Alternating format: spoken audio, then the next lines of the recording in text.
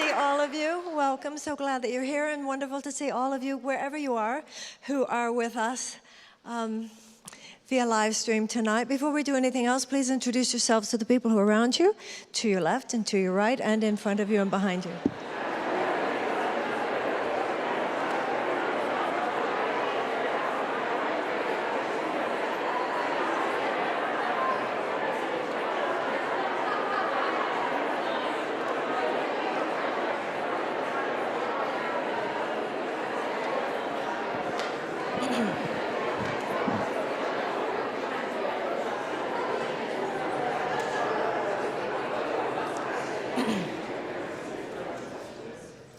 We have a couple of musical numbers here tonight. We have a Hanukkah song, and then later we have a Christmas song. Tonight is the 8th night of Hanukkah. And Marianne Marangolo, where are you? She's right here with us, and with her musical director, Doyle Newmeyer. And they are going to sing us a Hanukkah song, The Spirits of Hanukkah. And this on our final night of Hanukkah.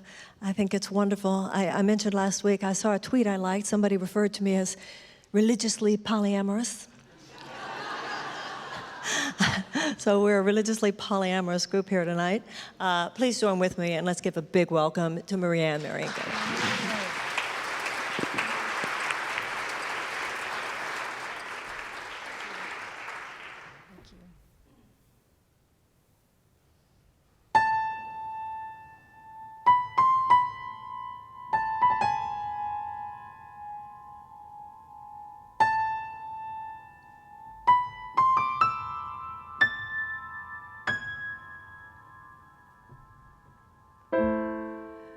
Dear God of loving light,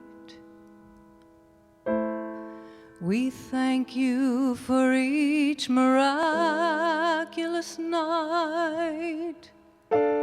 We light the candles knowing you will provide. We want for nothing, in your love we reside.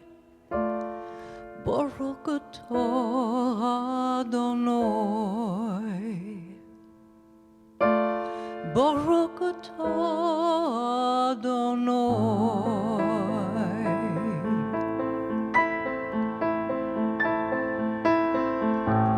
God of eternal flame,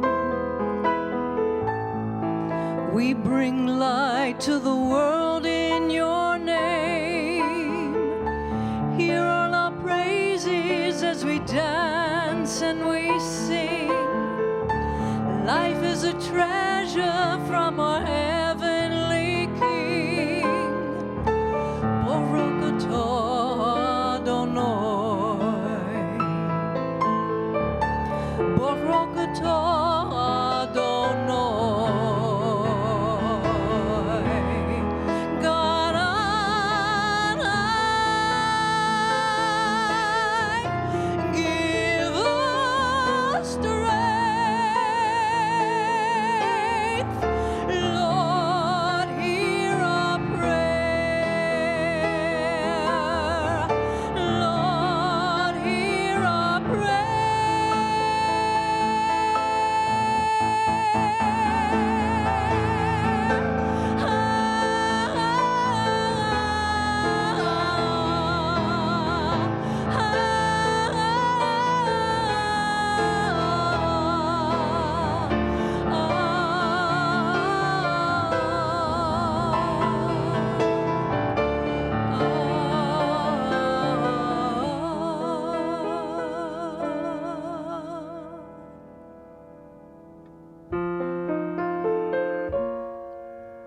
God of perfect peace, we thank you as our blessings increase. Each day's a promise we rekindle with joy. Our faith is a beacon darkness cannot destroy. Baruch atah Adonai, Baruch atah Adonai.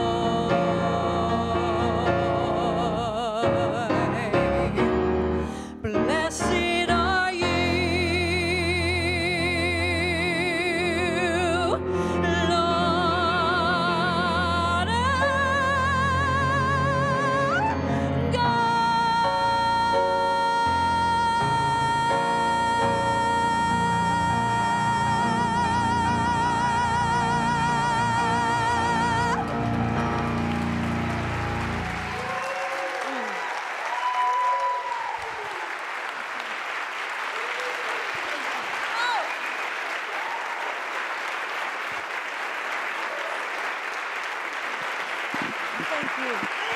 Thank you. Thank you. Marianne Marangolo. Whatever you'd like to say.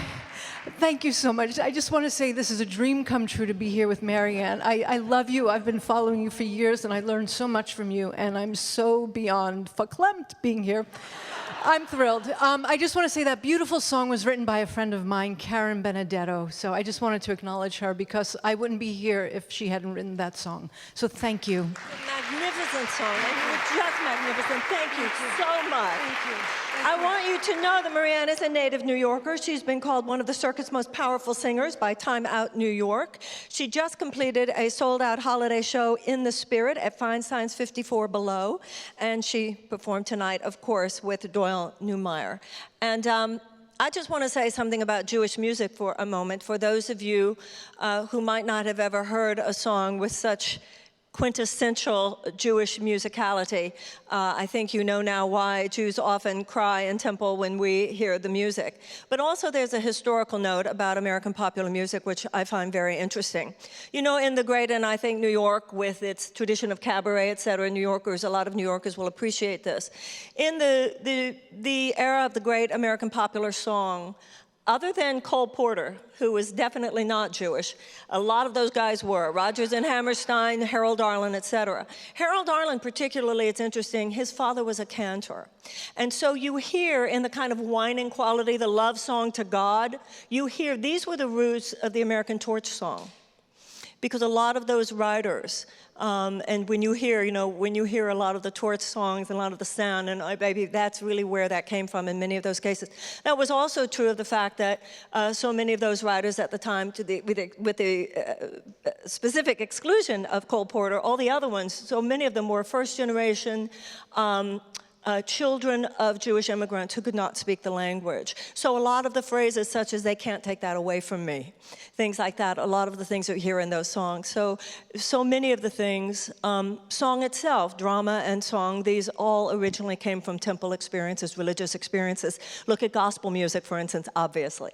So when you realize in so much of the music that we hear and that we love, the religious roots, it's very powerful. And Marianne, I know that I'm one of obviously many people and thousands who watched online were so touched. That was so magnificent. Thank you very, very much. Thank you.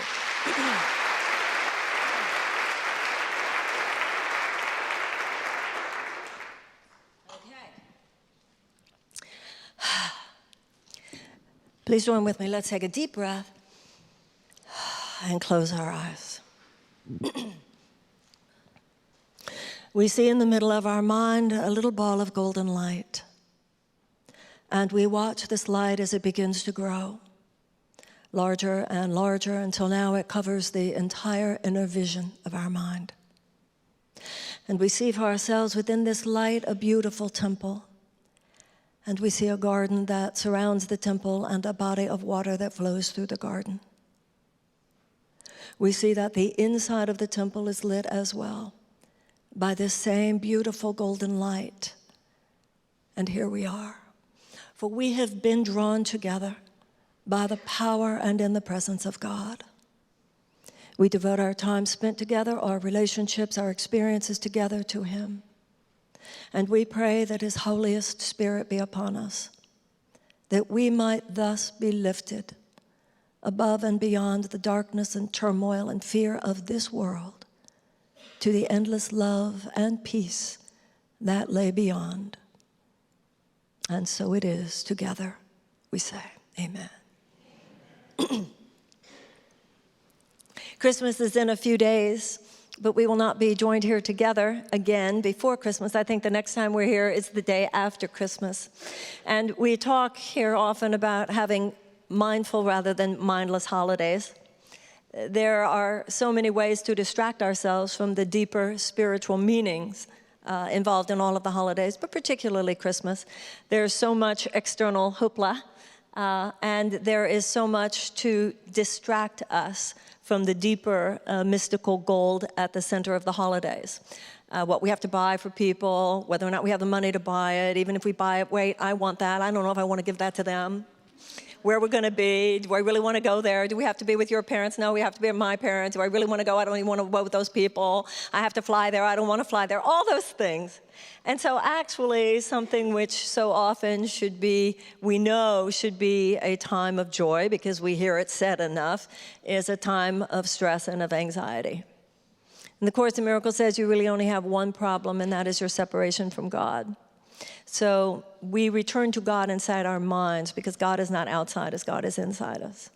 So if we know that our only problem is our separation from God, and God is inside us, then the only place we can be separate from God is in our thinking. So tonight, let's talk about Christmas from the perspective not only from A Course in Miracles, but the esoteric as opposed to exoteric, the inner as opposed to the outer meaning and illumination of it all. We were talking last week about the fact that even though Easter is one time of the year and Christmas is at another time of the year, these really do not just have to do with two happenings, one at one time of the year and one at the other. Really, Christmas and Easter are existential bookends that hold together every moment.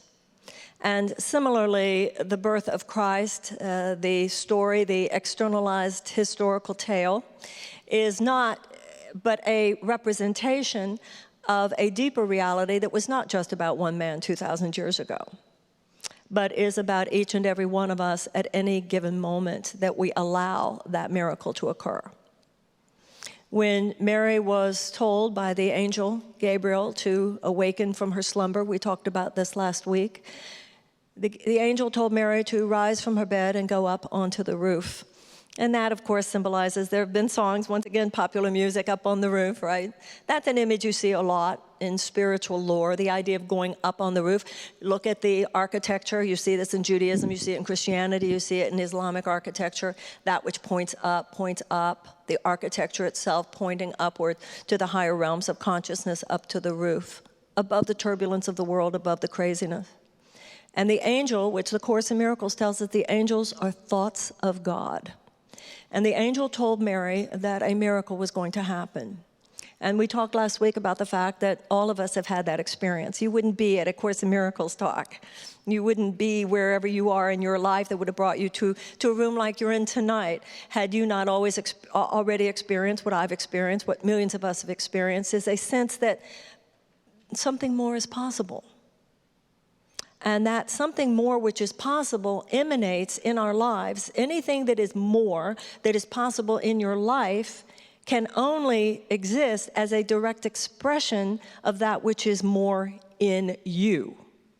God doesn't just bring more into your life, God brings more to you. And then as you are more, your life unfolds as more. The constrictions in our lives, the limitations in our lives, are reflections of limitations and constrictions in us. And so the miracle of God is the new birth, once again, not just 2,000 years ago, not just somebody else, but within each and every one of us in any given moment when we allow that birth to occur. Sometimes people have a problem with the traditional Christian or Judeo-Christian language of God as He, but to the extent to which God is He, just like yin and yang in the Eastern religions, yang is the spirit masculine force, yin is the feminine earth force. To the extent to which God is He, the human heart is she. That's why we often talk about Mother Earth. It's an archetypal, instinctive understanding that humanity has, that the forces of the earth are feminine, the forces of the sky are masculine. So God impregnating Mary with His Spirit, this idea of the Immaculate Conception, this idea that we are impregnated. And I think that now that finally at last, having the woman's wisdom having been buried for so many ages on the planet, perhaps we are ushering in a time when women's stories and women's truth will be spoken more. We will speak in language that we can relate to more, that is a gift. And the language of pregnancy is very powerful. It's not just a physical event. Anybody who's been pregnant with a project, you're pregnant with an idea. You know, something lives inside you that you want to give birth to. It might be a new business. something that lives inside you before it is brought into manifestation in the world. And that is something that men know as well as women, this idea that something lives inside us and it gestates inside us. And that's what happened when the angel told Mary that a child would be born and that this child would be the Savior of the world. And that which is born from deep within us is the Savior of the world. It's not just the Savior of the world, from A Course in Miracles perspective, was not just born into one person named Jesus. The Course in Miracles says that the Savior of the world is born through and emerges from any of us that allow that birth to occur in any moment. And what Mary said was yes. And that's an important part of the process, is that we say yes. You know, the word abortion, because it's obviously because of for obvious reasons, is an issue, a social issue, a political issue, etc. But the word abort has has meaning beyond just that one physical circumstance. It's like when you hear about an airplane, they aborted the landing or they aborted the takeoff. Many of us abort our own deeper selves all the time. It's like something wants to be born, but for whatever reason, we're afraid to allow it to be born. We're afraid to allow the truth of who we are to really emerge. And so we are constantly aborting that process. And Mary is that aspect of self. Just as I said, if God is He, the human heart is she, Mary symbolizes the soul in all of us, the spirit in all of us that is called by God, men and women. Let me be born through you. Be pregnant with my manifestation.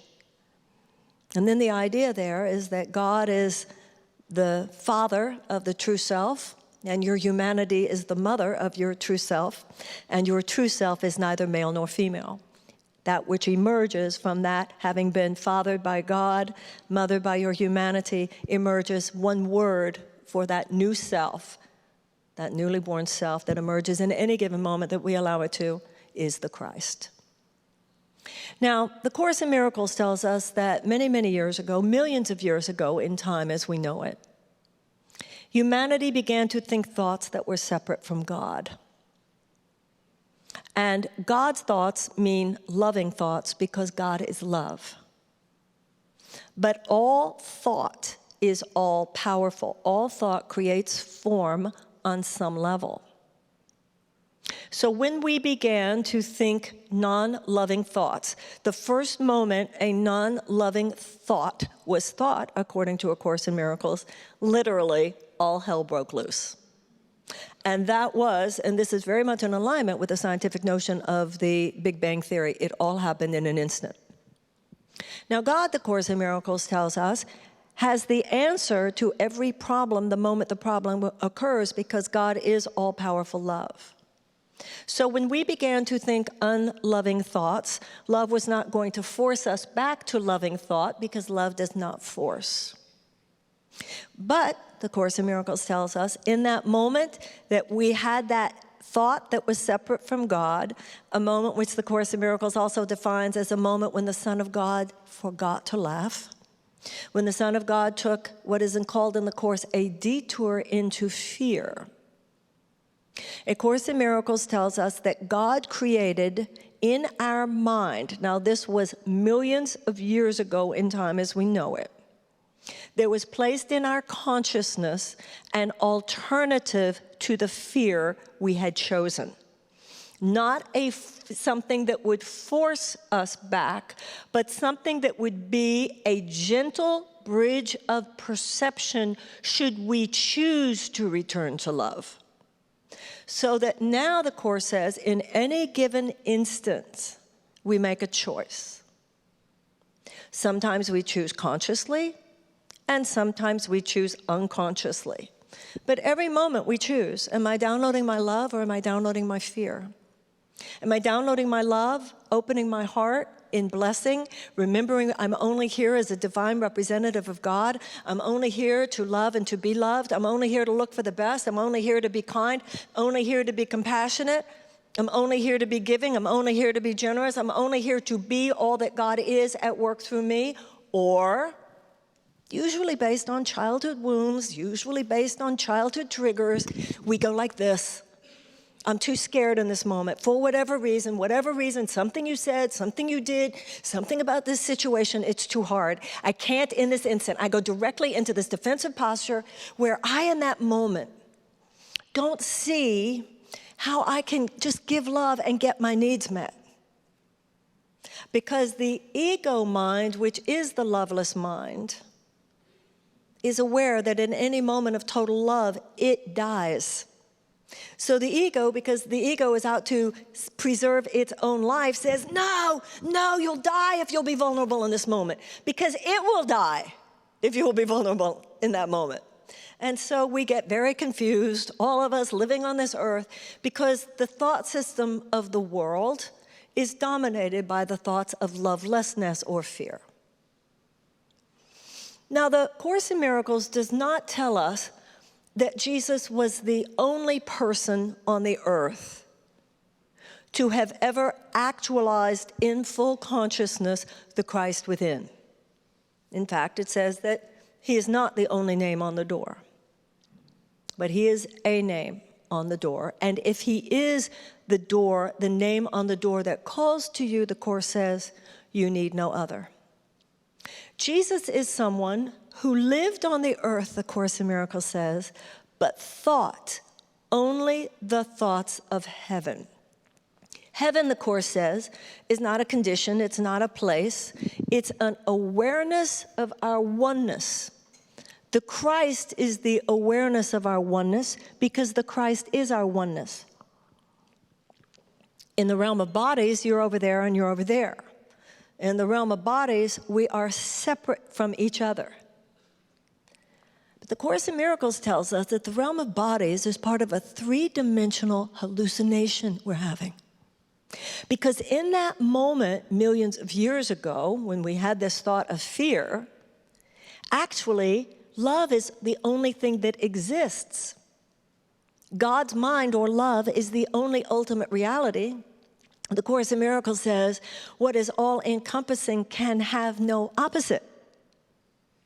So in the moment when we had this fear-based thought, even though all thought creates form on some level, if you're thinking without love, the Course says, you are actually not thinking at all, you're hallucinating. So this entire three-dimensional reality where we appear to be separate from each other is quote-unquote real within the three dimensions, but that's a real that the Course in Miracles reads as real with a little r. It's not real with a big R. Real with a big R is a realm that is beyond the three dimensions. And in that realm which is beyond the three dimensions, there is no place where you stop and I start, because there is only one begotten Son. Now, traditional Christians say there's only one begotten Son, meaning Jesus was the only begotten Son. The Course in Miracles says different. The Course in Miracles says there is only one begotten Son means, hello, there's really only one of us here. With my physical eyes, it looks like, no, there are billions of us, 7.5 billion, I think now. With my physical eyes, I see a world in which there are many of us and we're separate from each other and we have competing needs. But that's all within a vast mortal hallucination. In the realm of ultimate reality, the Course says, there's only one of us here. There's no place where you stop and I start. But that's a reality that your physical eyes cannot see, your physical ears cannot hear, your physical hands cannot touch. But it is more real than the one that you can perceive with your physical senses. Now, the mind that is trained to believe only in the realm of bodies is a mind that is tied to the mortal illusion. And we feel pain here because this world is not our home. We feel alien here, just my whole being stuck in this body and separate from your body. And I'm scared of you because in the realm of the mortal world, resources seem scarce, so it seems if you have it, I don't, and so forth. And so I'm in pain. So my ego mind, which is the belief that this world is real, tells me that I will be out of my pain if somehow I tweak the mortal illusion. and it makes me grasp at the mortal illusion. This is why Buddha said all suffering comes from attachment. The only cessation of suffering is when we detach from the mortal world. And the ultimate detachment from the mortal world is the realization that this is not who we actually are. And that's the counterintuitive power of detachment that is the key to effectiveness within the mortal world. The key to be effective, the key to power on the mortal plane is to actually know you're not of the mortal plane. This world is not your home. The Course in Miracles says everybody has felt like an alien here at some point or another. The reason you feel like an alien here is because you are. The body is just a suit of clothes. So you're not crazy to feel like, I don't think this is everything. No, that's a sane moment. Now, what is our salvation from this craziness? What is our salvation from the pain of living stuck in this mortal body, thinking this is all that is, when in fact, we're so much more. The Course in Miracles says you are like a sunbeam, thinking you're separate from other sunbeams. You're like a wave in the ocean, thinking you're separate from other waves. But there's really no place where one wave stops and another wave starts. If I think I'm just one wave in the ocean, how could I not be terrified of all the other waves? How could I not be living in constant fear that the other waves are going to overwhelm me and obliterate me? But if I realize, wait a minute, no, that's actually, I'm one with the ocean. I'm like, I move, it moves. It moves, I move. It's we're this powerful thing here. You have a completely different psychological and emotional experience. And that is our salvation. Our salvation is being awakened from the illusion that we are separate and reminded that we are one. Now, as I said, the instant, the Course says, that we had this thought that we were separate, God put in our minds a gentle bridge of perception back to the memory and the realization, the recognition, right? That in fact we're one. And heaven is the awareness that we're one, and that's the only way to be at peace. That bridge, the word given in the Course in Miracles for that bridge, is the Holy Spirit. Now, the Course in Miracles, I said before, says Jesus is not the only one, but Jesus is one who lived on the earth but thought only the thoughts of heaven. In other words, he lived within the mortal illusion. He lived as a man. He knew how to do it here. But his eyesight had been healed, so that even though he saw with his physical eyes, he had actualized the Christ mind. Now remember, and we talked about this last week, he says in the Course in Miracles, I don't have anything you don't have.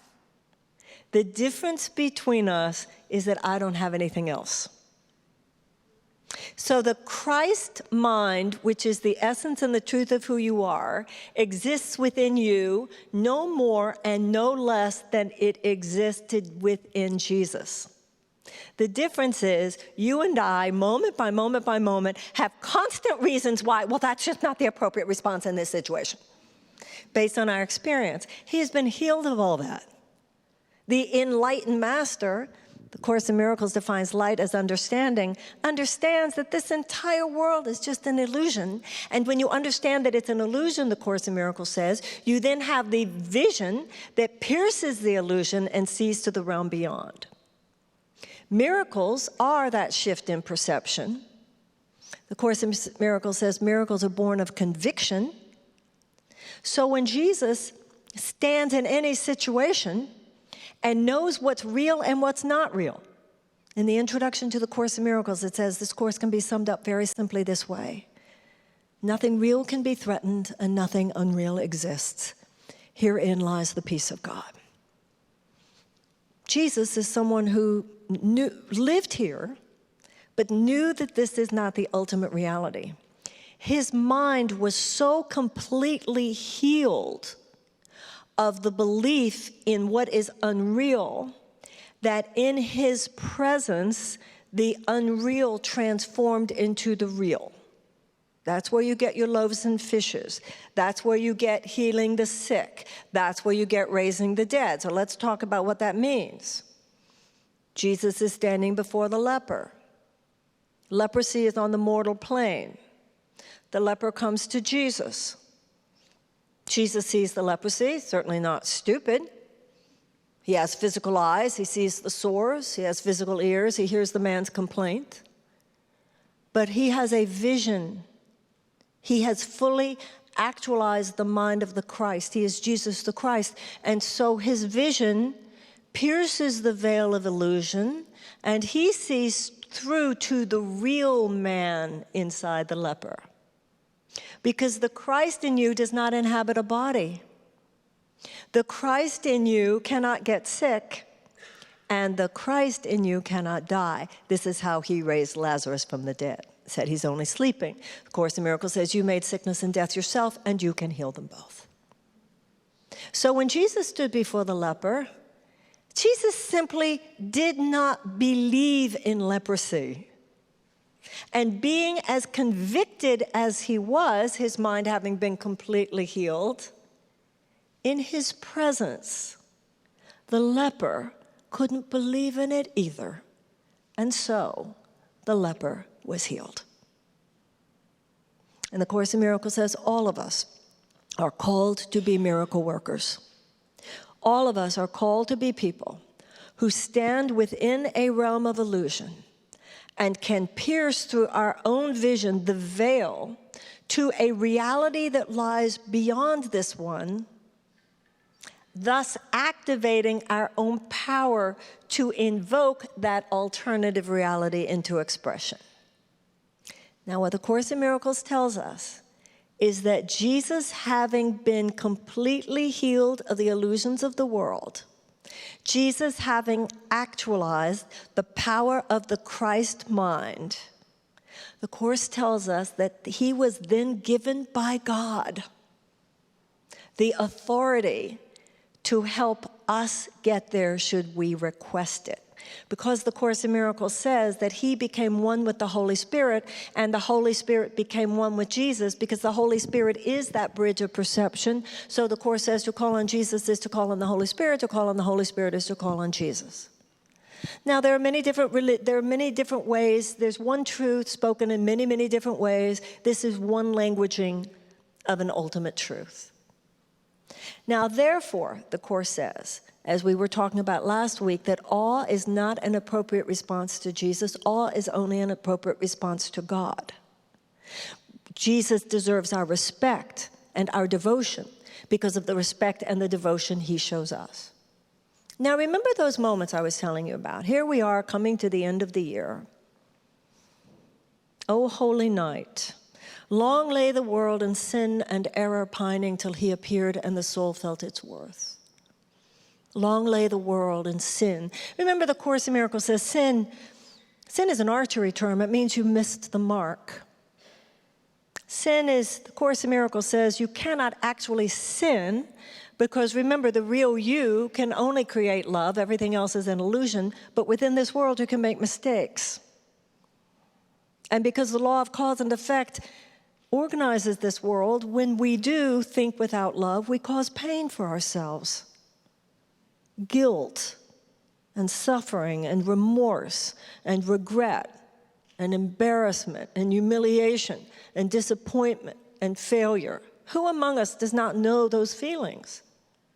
Long lay our world in sin and error pining till he appeared and the soul felt its worth. Meaning, till that space of ultimate reality within us alchemizes our emotions, reminding us, yeah, but that's not who you are.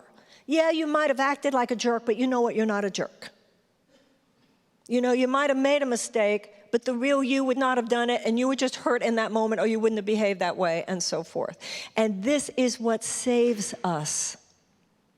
Gandhi said, The only problem with the world is that humanity is not in its right mind. We are insane on this planet. So the salvation of the world, you could say, well, the salvation of the world lies in that we stop having nuclear bombs, or we stop going to war with each other, or we stop desecrating the planet. But there's some deeper level here. It's like when President Roosevelt wrote in a speech that he did not live to give, he said, we must do more than end war, we must end the beginnings of all wars. None of this is going to be over until we really get at the deepest level of our being how insane it is that we would build a nuclear bomb, how insane it is that we kill each other, how insane it is that we would destroy our planet. So when we talk about, let's say, environmental desecration, that's just the symptom, the cause of which is that we would even consider doing such a thing. And so the ultimate salvation of the world is that we change. None of that's going to change out there until we change. But as we all know, sometimes that's so much easier said than done. It's so easy to sometimes to point at other people and say they should really be more spiritual or they should act differently. But the idea of personal Savior, and the Course in Miracles says there would be no Savior if there were no need for one, has to do with those places where if we could do it by ourselves, we would have done it by now.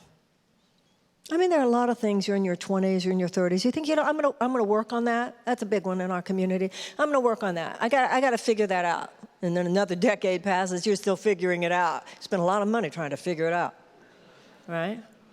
And then you realize, if I could do this by myself, I would have done it by now. It's deeper. This trigger goes deeper. This resistance, in the Course in Miracles, one of the lines that I think is really amazing is when it says about the ego, the ego's dictate in love is seek, but do not find. That has meant so much to me in my life because I realize there have been so many experiences I have spent so much effort at making them happen, but I had some subconscious need to destroy them once they did. We talk about how, I haven't met the right man, or I haven't had the right professional situation, it hasn't happened yet. But then when you're really honest with yourself, you realize how often it happened and how often you blew it. And you really realize that there's something inside you that deeply sabotages your good at every possible opportunity. I know I feel sometimes I have felt in my life that it's like life was these very, very rocky cliffs, and I have been thrown against the cliffs so many times in my life. But one day I realized I was the wind. I wasn't just the person who had thrown me against the cliffs. No one has ever sabotaged me as much as I've sabotaged myself. So what are we seeking to be saved from? We're seeking to be saved from that loveless mind. And that loveless mind is in all of us. The Course in Miracles, doesn't tell us about a devil that's out there stalking the planet, seeking to find men's souls. But I remember when I first said to myself, Marian, that is ridiculous. There's no devil out there trying to stalk the planet, seeking people's souls. It's ridiculous. That's all in your head. And I stopped and I thought, that is so the worst place it could possibly be. There isn't anything out there, ladies and gentlemen. There's something in here that shows up as that thing after which you say, I cannot believe I did that. I cannot believe I was so stupid. I cannot believe I said that.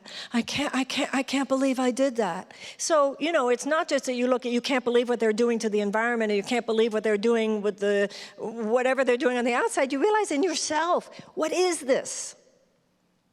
And that is the meaning and the power of Christmas. That there is salvation, that there is that star in that darkened sky. And that is what we celebrate. Not that star was there 2,000 years ago in the life of one man. That's beautiful, and it's true. I mean, it's just, he did live. We know it's a true story historically. But that in any given moment, in every given moment, there is that star, that Holy Spirit, that is always there, the Course in Miracles says, should we request it. And it would be a violation of our free will for it to enter into the illusion and force us. So if you're, we all know this. And when I'm crazy and I haven't meditated that morning and I haven't prayed first and I'm off and running, good luck. Right? And God's not going to force his way in. And the Course in Miracles says the ego speaks first and the ego speaks loudest. And in Judaism and in Christianity, there's the term, the small, still voice within.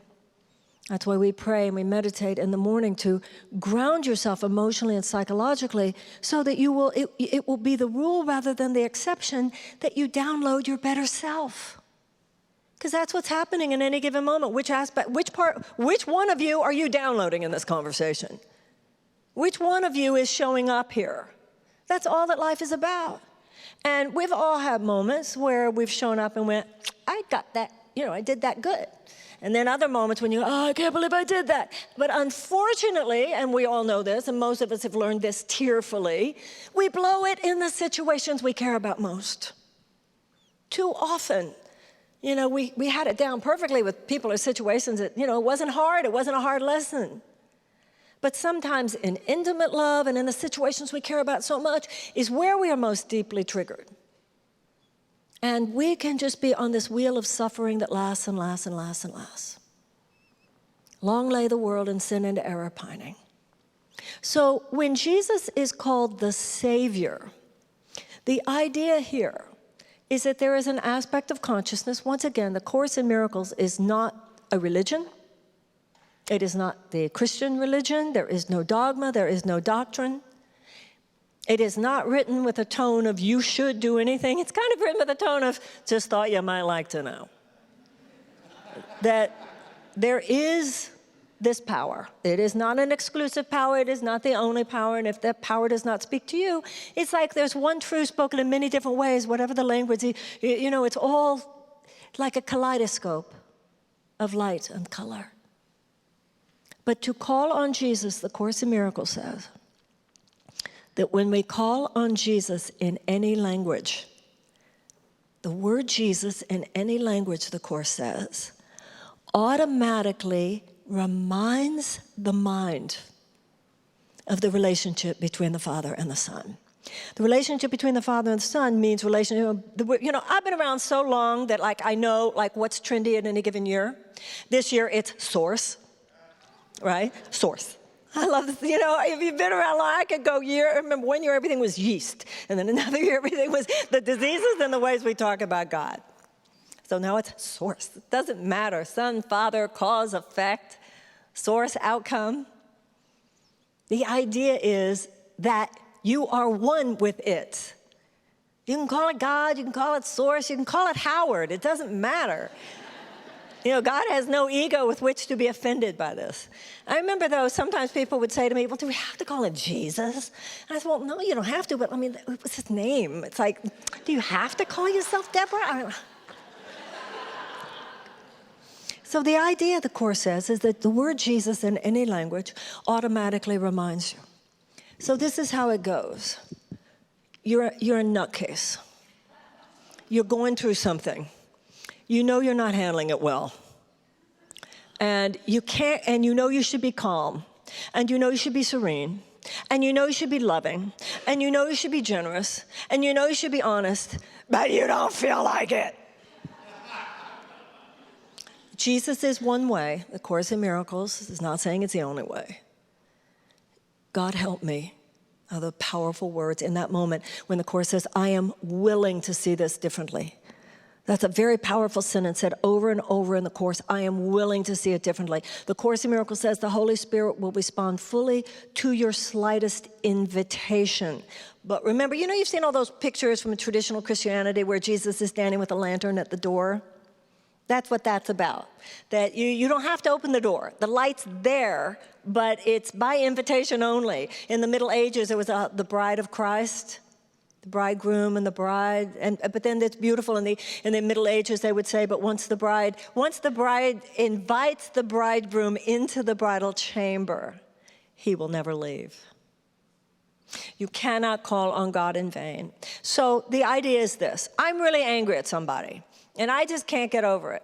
Theoretically, from what the Course says, is if I say to Jesus, okay, so I get it, you're all self-actualized, you're all the Christ, and you only see his love, and you only think he's perfect and innocent.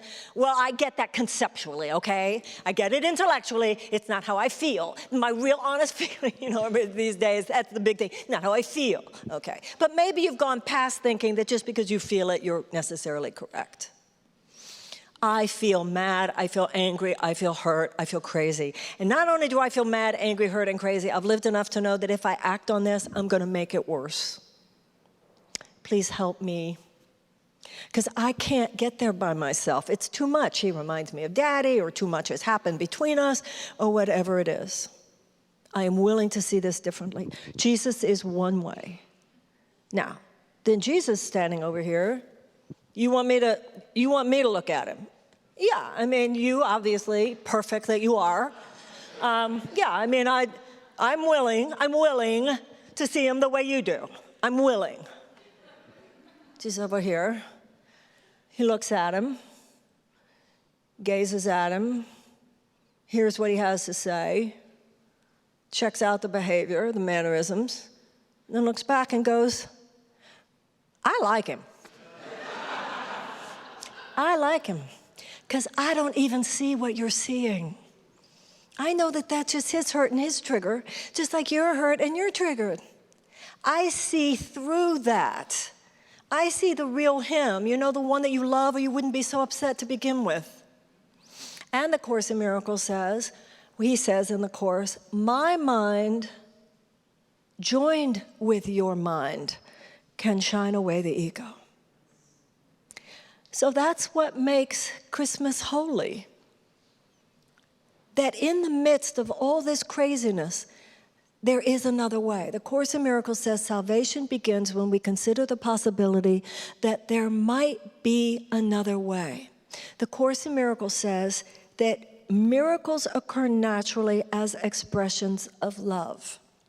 So when we are in our Christ mind, which is our right mind, which is our all-loving mind, one name for which is Jesus, because Jesus is the name for that one reality, ultimate reality that we all share, because remember, there's only one of us here. When we are in that place, miracles occur. If you need bread, there'll be bread. If you need fishes, there'll be fishes. If you need loaves, there'll be loaves. If you need a physical healing, there'll be a physical healing. If you're dead, you'll rise. No biggie. Because this world is just an illusion. And as far as death itself is concerned, that's actually not a joke. Because the Course in Miracles says that the physical body is just a suit of clothes, and we think that if the body dies, that the person is dead. We will one day see that in the same way we now look back at people who thought they didn't realize the world was round, they thought the world was flat. So they thought if, the ship reaches the end, then it just falls off. They didn't see the ship on the other side of the horizon, so they thought it was gone.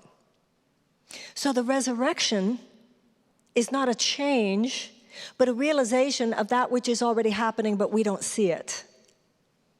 The resurrection is the opening of the inner eye. The Course in Miracles says that there is no death. We can get a little bit there into Easter rather than Christmas. But there is a continuum there, because the Christ within us is not born and does not die. The Course in Miracles says your physical birth is not a beginning but a continuation, and your physical death is not an end but a continuation. And in the space of that which is Jesus, in the space of that which is Christ, we're talking about an alchemical shift in consciousness, which we cannot intellectually formulate and we cannot attain by ourselves. So all of this, I'm working on it, I'm going to figure it out, good luck with that. Because at the deepest level, that's why like in AA they talk about that. The idea that it's a spiritual, it's manageable, it's unmanageable. It is a spiritual experience which saves us from our dysfunctions. Whether it's an addiction to alcohol or addiction to people, addiction to drugs, or just addiction to fear, which is the state of humanity. Humanity is in a universally and globally addictive state, addicted to a way of viewing the world which is killing us. And so the idea here is that there is, through something not that comes from the outside, but something that comes from the outside inside us to gestate in us and then be born as who we are. And we've all had this experience. How many times have you been with someone and they just listened to you and they were just loving to you, and afterwards you felt so much better because they really loved you and they understood what you were saying? Maybe it was somebody who really knew the principles of the Course in Miracles. You know, Wendy and I have known each other for so many years, and that's what friends are, isn't it? You know, sometimes you're down and they're up, sometimes they're down and, you know, one is down, one is up, the other time the other one is down, the other one is up. And a particular potent and profound form of friendship is when someone can share with you, well, let's remember the principle. I understand your pain, but let's remember the principle. That the only real thing lacking here is your love. Atoning for your own mistakes and forgiving other people for theirs. I had an experience with Wendy the other day, but we go through these. I said, okay, I'm going to read you this letter I'm going to write. I said, well, you know, there's a little attack in that sentence. You might want to take that out. There's a little barb in that one. Because anytime there's attack, you're going to end up feeling attacked. Anytime there's lovelessness, you will feel unloved. And at Christmas, we are celebrating the fact that this is always available to us. But we have to discipline our minds. Because in this world, the ego speaks first and the ego speaks loudest. That's why the word discipline and the word disciple come from the same roots.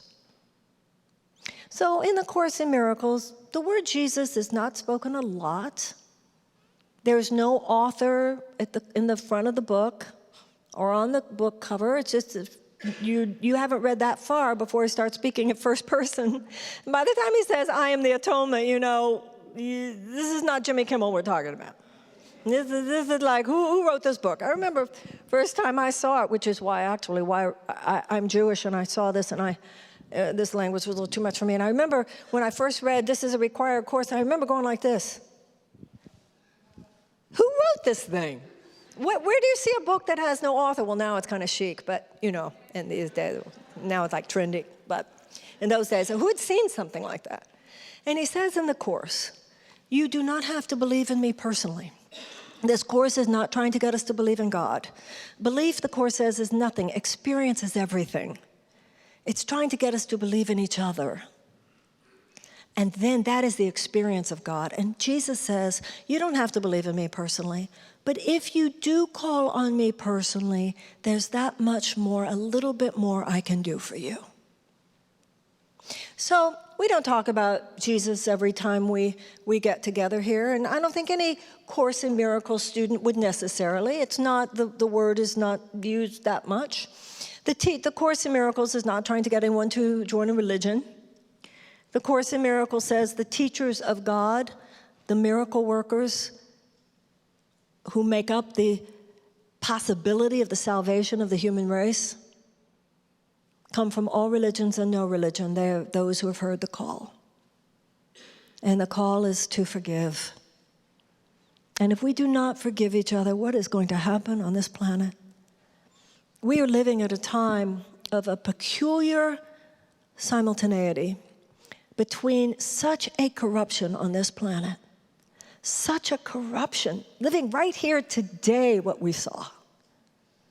Such corruption on the material plane, it's enough to make you sick, combined with this expansion of spirituality. And I thought to myself, wow, when has there been such a time on this earth, such a dramatic and radical polarity between the deepest level of corruption on the material plane and the deepest expansion and burst of light on the spiritual? That would have been about 2,000 years ago.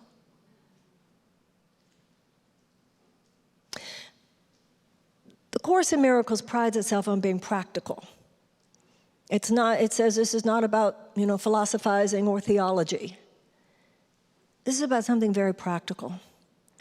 And when you look at the state of the world and you look at the pain that we experience in our lives, what we go through and what we go through as civilization and as a species, look at these fires.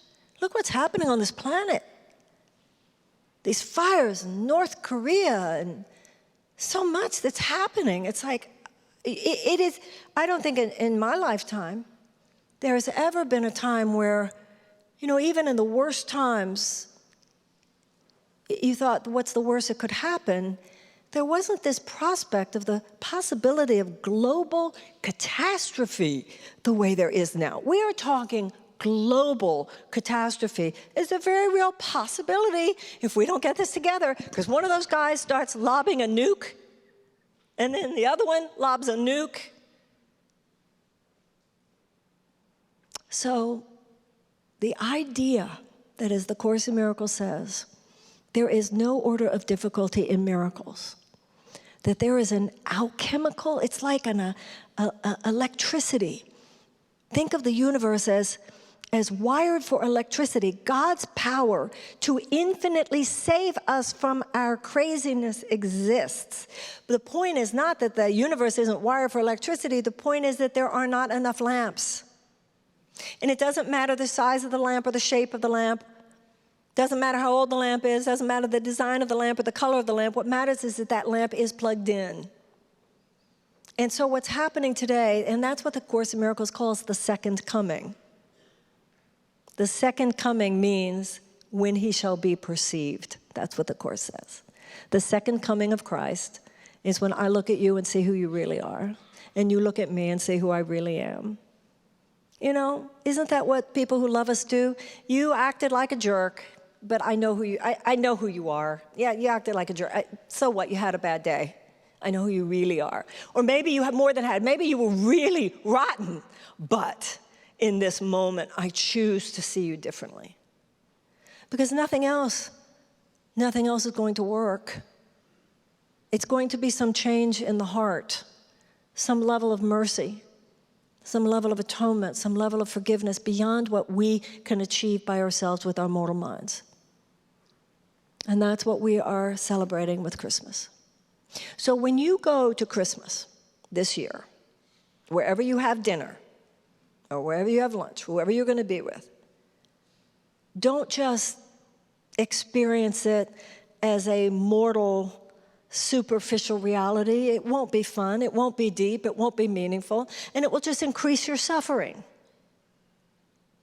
But instead consider the possibility that you can go there as a disciple of Christ.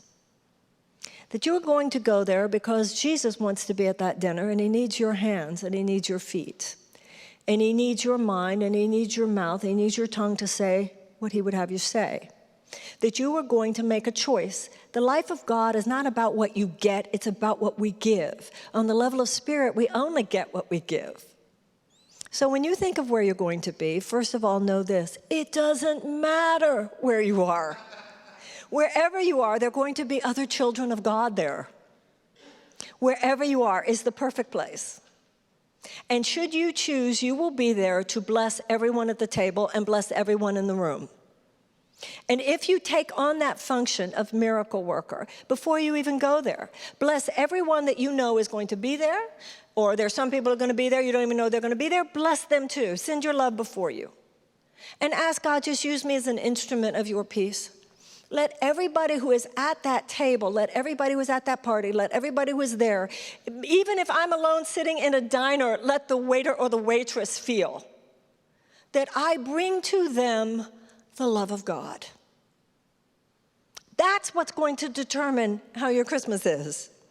Not what you get, but what you give. And the gifts of Christmas have absolutely nothing to do with the outer plane. It seems to me so particularly important this year, because without an alchemical shift, I think we're all ready to put 2017 to bed. But at the same time, if we look at it realistically and you look at some of the stress points on the planet, there's really no rational basis for thinking, oh, it's all going to be okay in 2018. Rather, 2018, it's only reasonable to assume some things are going to be coming to a head. And there is absolutely no guarantee it will go well. But there's a guarantee it will go well eventually. Because the Course in Miracles says God's will has never not been done. How much human suffering has to occur before it all goes well has to do with the decisions that you and I make. How many of us are willing? How many of us are deeply enough surrendered and devoted, dear God, use me?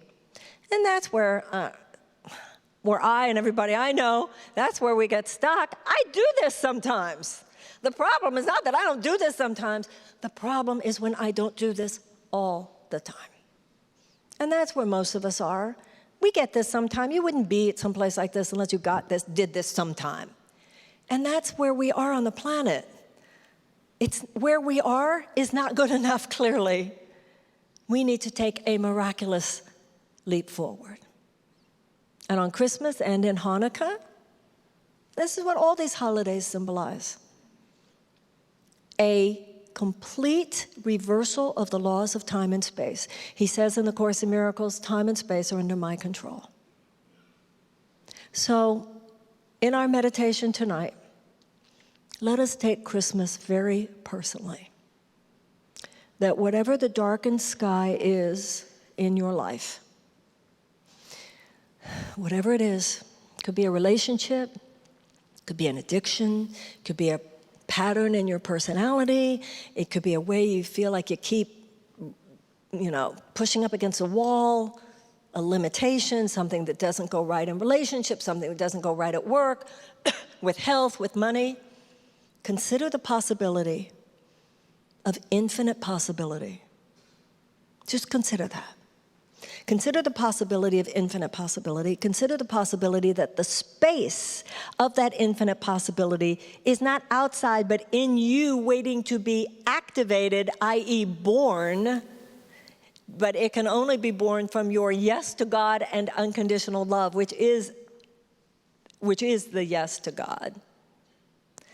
And consider the fact that the power of this holiday is that because there's so many people who do call on Jesus on the planet, billions of people, the Course in Miracles says an idea grows stronger when it is shared. So these holidays are important for that reason, that billions of people are considering the same possibility.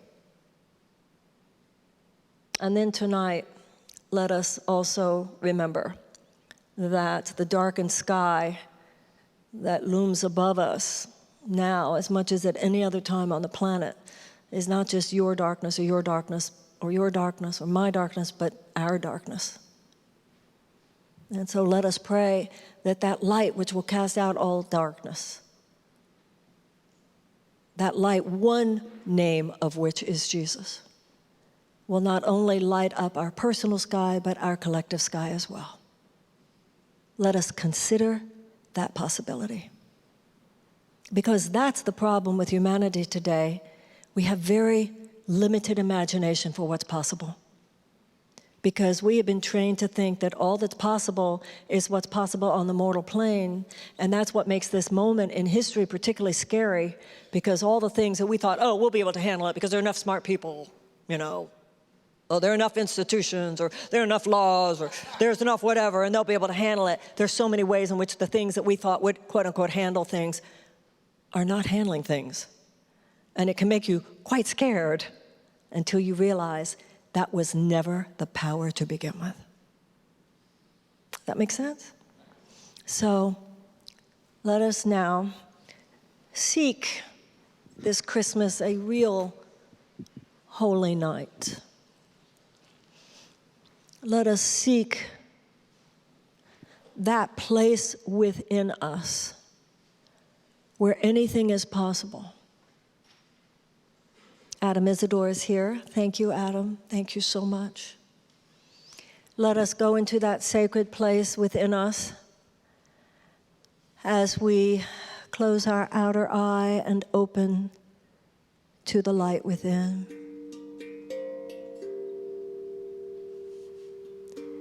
And we imagine that dark and cold night 2,000 years ago.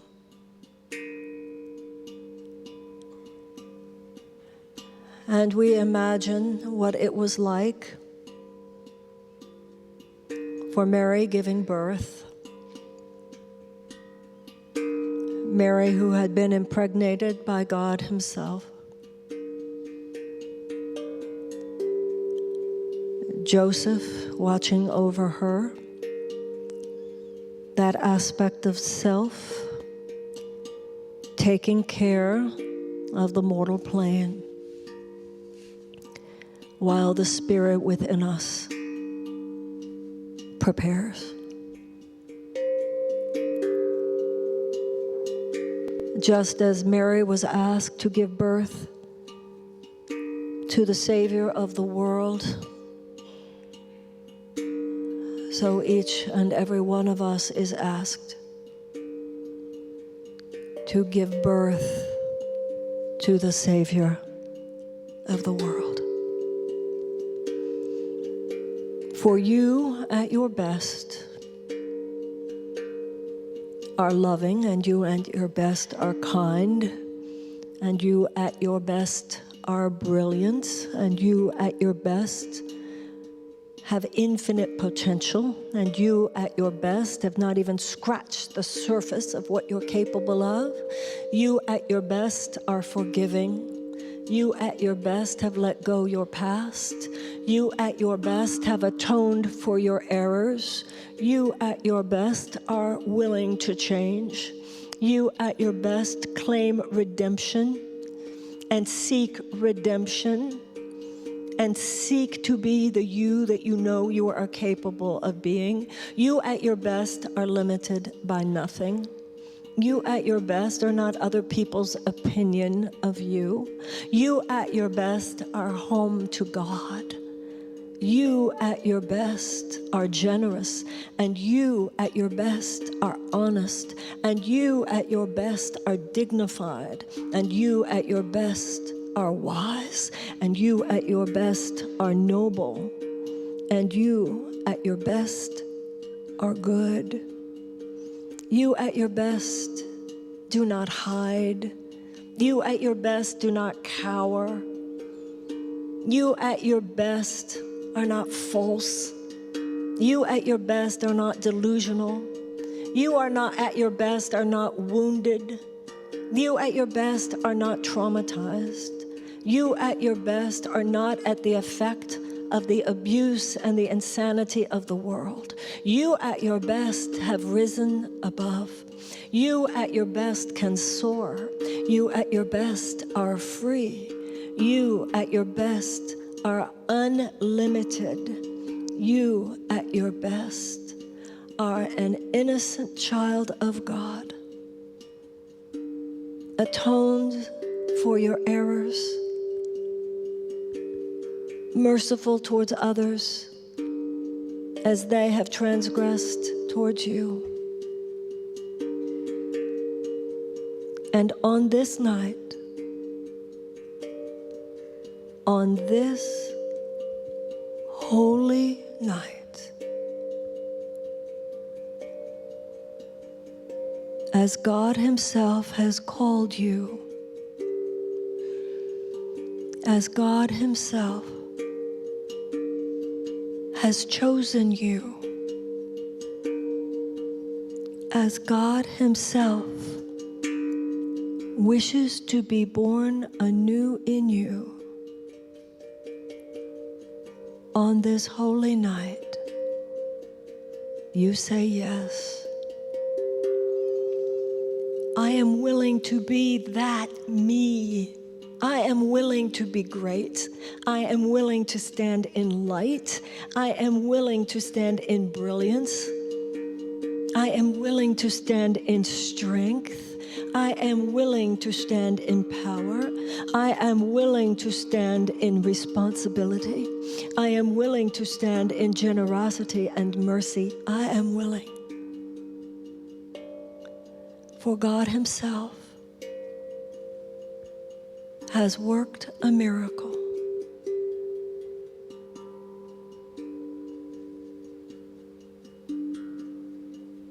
Allow yourself to feel what Mary felt,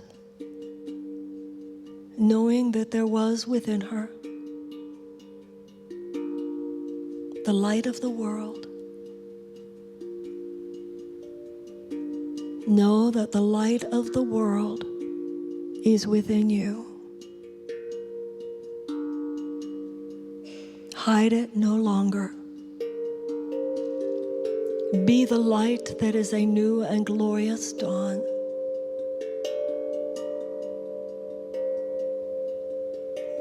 Be the light that shall replace all darkness.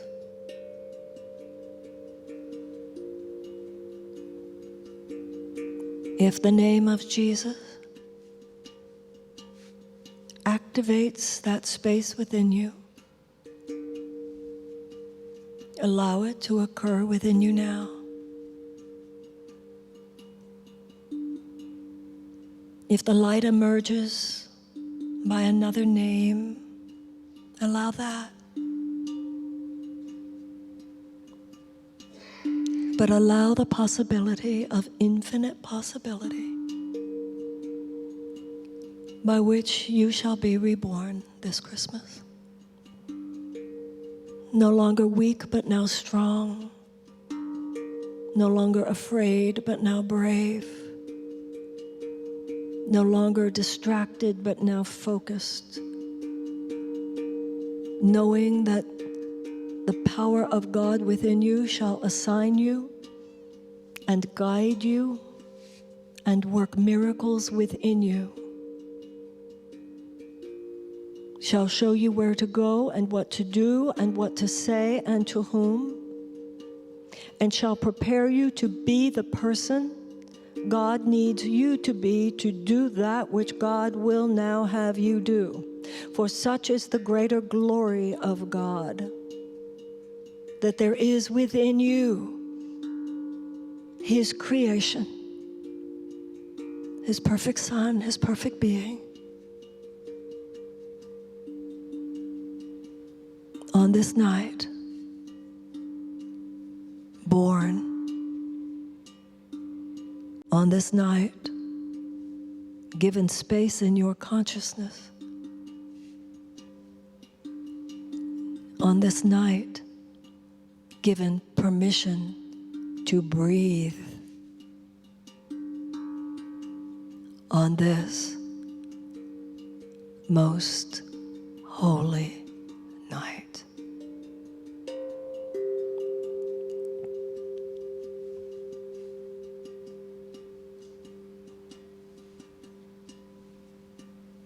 On this most holy night,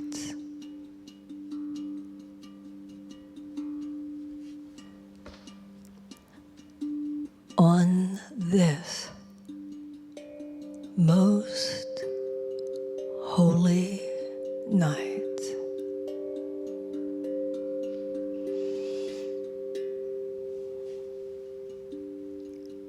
allow yourself to feel the emergence of the Christ within you.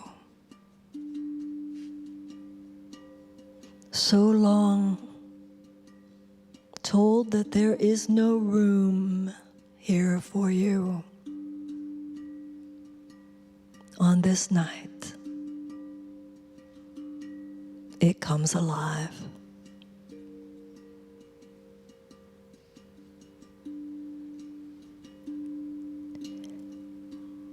And so it is.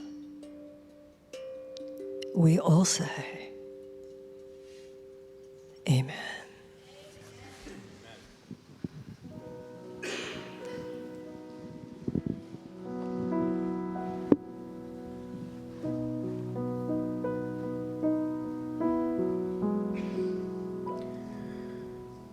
Oh, holy night, the stars are brightly shining.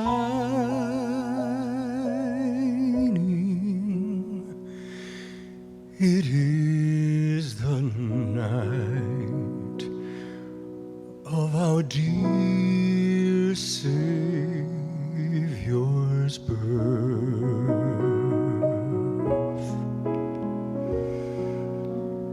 Long lay the world in sin and error pining, till he appeared and the soul felt its worth.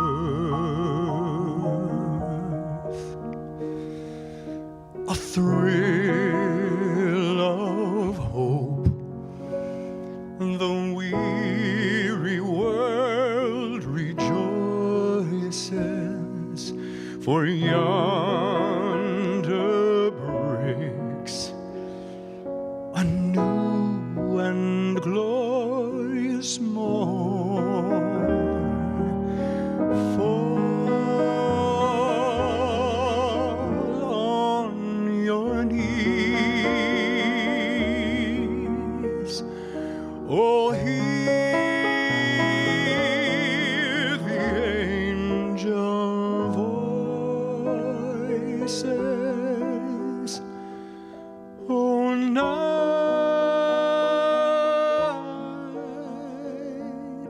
divine,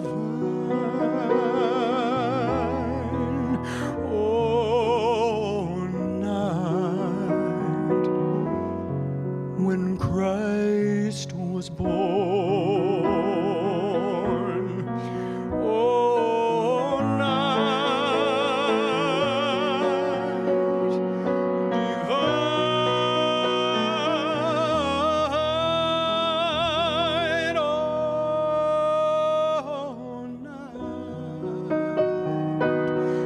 oh, night divine.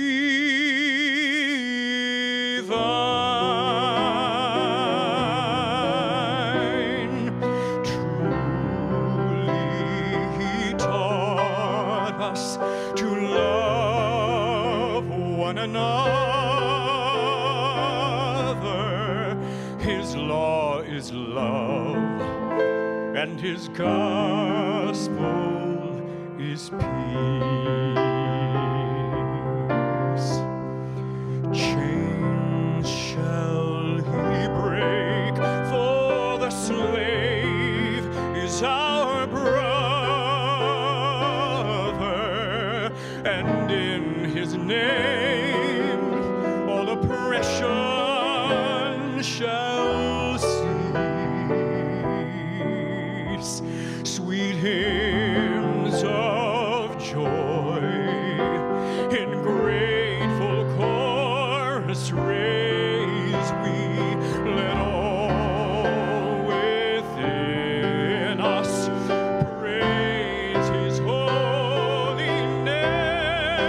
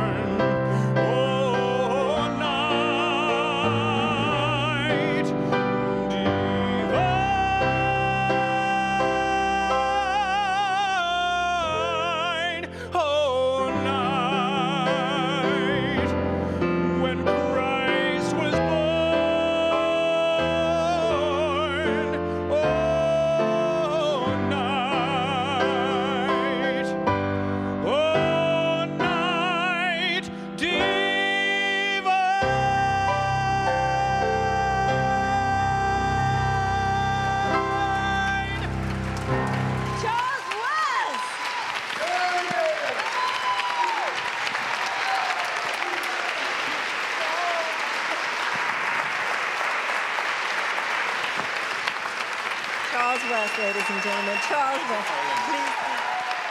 And ladies and gentlemen, Isaac Harlan on the piano, please. Give him a hand, please. Marianne, thank you for this honor. Bless you, darling. Thank you. Thank you. Charles West. Thank you so much, Charles and Marianne. What beautiful music we heard tonight. Thank you very, very, very much. Okay. That was marvelous. And you know, Charles West has been part of the Broadway community for more than 20 years, performing in shows including Miss Saigon, The Scarlet Pimpernel, The Fantastics, and Cyrano the Musical. Charles expanded his professional path this year, started a healing business, Divine Spark Healing and Coaching. You can learn more about Charles at divinesparkhealing.net. He was accompanied, as he told you, by Isaac Harlan. Thank you very, very much. And Adam also, thank you so much.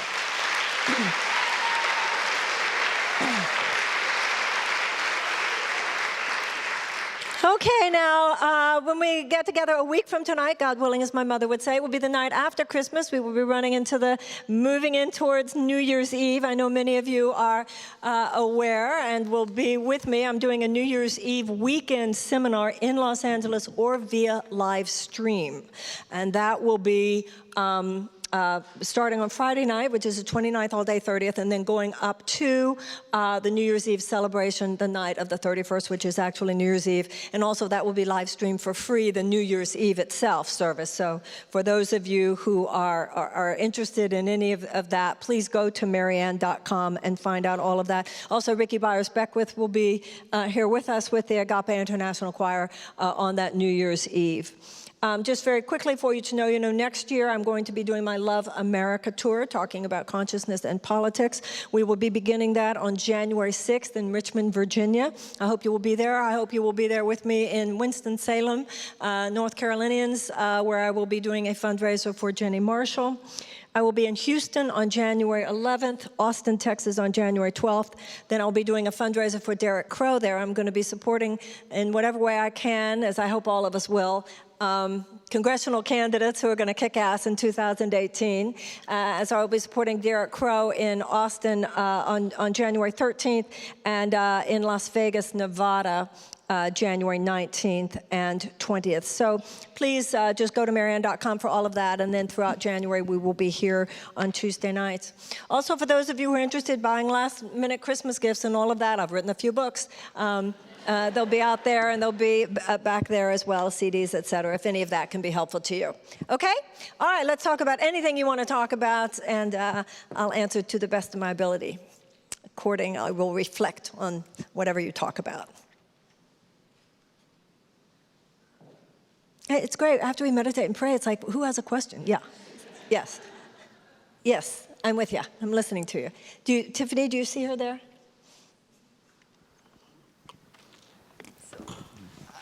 I didn't want to be the first question, but since there was a little pause. I'm sorry, I didn't hear you, honey. I didn't want to ask the first question, Okay. but since there was a little pause, Okay. and it's because the question is about, you talk so much about, and this body is just a suit, and it's not a reality. Okay. Then what is death according to the... Okay. But I want you to understand, Okay. to ask, like, it's a follow-up question because I want you to answer this. Are we going to see each other again according to the... Are we just what? Are we going to see each other again according to the course of miracles? Is there such a thing as a resurrection? Reincarnation, as we're taught? all of that. Not reincarnation, resurrection, as we are going to see those we lost. Okay. So, first of all, about the body. The Course in Miracles, as I said earlier, says that the Course is like a suit, the body is like a suit of clothes. That does not mean the body is bad. The Course in Miracles does not tell us that the body is bad. The Course says about the body and anything else of the material plane that it is holy or unholy as determined by the purpose ascribed to it by the mind. When the body is used by the Holy Spirit as a means of communion and communication, it is holy. The Course in Miracles says the body then is a lesson in communion until communion is. But also, as we know, the body can also be used for destructive purposes as well. So the body itself is neither holy nor unholy. It is how the mind uses it. And that's the same of anything else in the world. Technology is neither holy nor holy. It has to do with how the mind uses it. Business is not holy or unholy. Whatever it is, it's how the mind uses it. And the same is true with the body. The Course in Miracles says that we will evolve to the point where death will not scare us. It will not scare us because we will have evolved to the point where our own inner eye facility will be so great. The Course one day, like when you see people who see auras, you see the halo around the head of Jesus, you see the halo around the head of Buddha, you see anytime in paintings or anything. And the Course in Miracles actually talks about, quote unquote, the light experience. I'm not someone who normally sees auras, but there many years ago, when I used to do my lectures, my Course in Miracles lectures on Saturday morning, I don't know why I don't do it anymore, but I used to do it where I would ask someone from the audience to go up and read one of the Course in Miracles workbook lessons. And when they did, every time that happened, I would see the person who was reading their head surrounded by light. I had that experience of seeing auras. So when they were reading that material, well, the Course in Miracles says we will all evolve to that. We will evolve to the point where when I see you, I will see so much light around you that when someone says that your body died, all that will mean is that a shadow has been removed. And so it will not bring up fear in anyone, that it will simply be an experience that when the body has been, used for the proper purposes of the lessons to be learned this time or whatever, and it will be gently let go. That is where we will one day evolve. In the meantime, the resurrection, remember, is simply the recognition that the dead have not died. Because right now, it's like when someone dies, it's kind of like they're still broadcasting because life cannot be destroyed. What God creates is unalterable and indestructible. So it's like when someone dies, they're still broadcasting. Our set just doesn't receive that channel. They're still broadcasting. So the issue is not whether or not they're still broadcasting, but the issue is our set having more channels. Now, that is in terms of resurrection, it's not about the physicality. In terms of reincarnation, which I thought you were asking about, it's very interesting that question is asked in the 3rd volume. And the Course in Miracles has an interesting answer to that, because it says that there is no doctrine and no dogma, so the Course would never weigh in on it is or it isn't. It says, ask the Holy Spirit, ask your own internal teacher, the Course calls it the internal teacher, what the answer is. And then it's something very interesting it says there. It says, the positive aspect of the belief in reincarnation is that it reminds you that you're more than your body. But what can be an ego-based use of that belief is that it can keep you stuck in the past. Thinking about your past lives, when no matter if you had past lives or not, the answer is always in the present. The healing is always in the present. As a matter of fact, there was a book many years ago. It was the man who wrote Jonathan Livingston Seagull, Richard Bach. And he married this woman, and they had this book about their love affair and their marriage. And there was a really interesting part of the book where their future selves came to them and said, you're about to blow it. If you keep acting like this, you're never going to have this future coupledom. And so it really makes you think, if you're going to talk about reincarnation, don't ask about your past life, ask about your future life. It's such an interesting thing because remember, in that quantum realm, there is no time. The only moment is so the way if you think about reincarnation from a Course in Miracles perspective, even if there is such thing, they're all happening at once. Whatever that would mean, So I think, and I think as a Course in Miracles student, but I think as a person, I think when it comes to death, when Woody Allen said, I don't have a problem with it, I just don't want to be there when it happens. I think a lot of us are where I am, which is I don't have a problem with death, I have a problem with dying.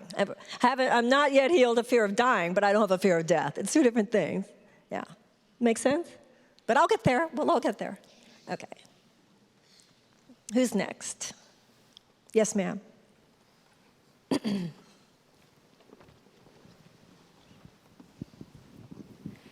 In my practice this morning, my Course in Miracle practice, I read a sentence that was very interesting to me, and I was hoping you could elaborate on it. And it was in the context of seeing this world differently.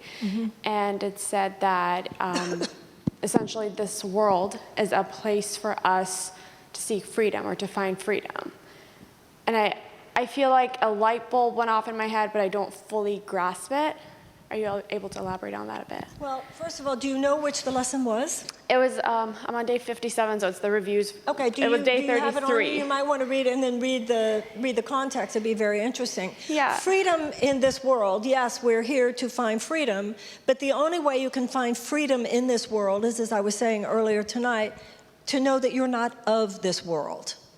Because if I am of this world and you are of this world, your guilt will always be so obvious to me, because on the realm of the personality, none of us are perfect. And the ego mind, the Course says, is like a scavenger dog, always seeking evidence of your brother's guilt. She didn't do it right. She didn't do it right. She didn't say it right. He should have done this. He shouldn't have done that. And that's where the ego would live. And it doesn't want us to realize that by doing that, that is what the crucifixion is. I'm crucifying you, and then you did this, and then you did that. But the person I'm really crucifying is myself. I cannot be free. Because the Course says when you are attacking someone in your mind, think of it as a sword that is falling over their head, but actually it's falling on yours. Even if they don't attack you back, you'll feel guilty because you'll know you did it. So you'll feel like you deserve to be punished. So you will subconsciously do something to make someone punish you. And you'll never be free of that wheel of suffering. Forgiveness is what gives you freedom. To know only love is real, nothing else exists. To interpret all behavior, no matter what you did, the Course says if it wasn't loving, it was a call for love. Once again, easier said than done. That's why we have to practice these muscles.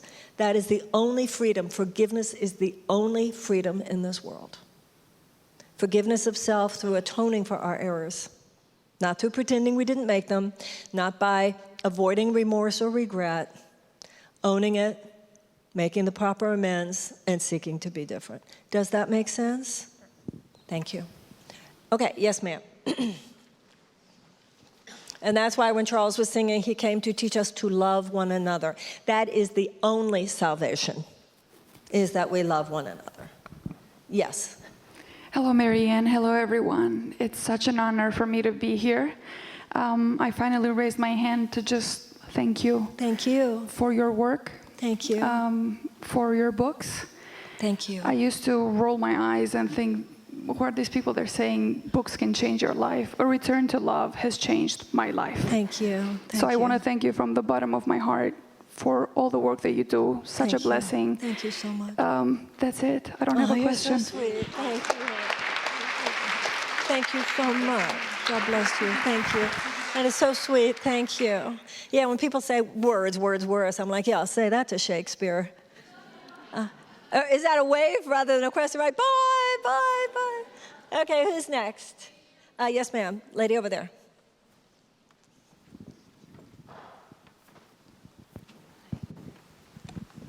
Hello, thank you so much for your talk. Thank you. For a young person finding their place in the world and wanting to be of service and kind of getting stuck or, lost in the how, what's your advice? What was the very beginning of your sentence? For a young person finding their place in the world and wanting to be of service. Well, I assure you that older people are trying to find their place in the world all as of well. us, that's all of us.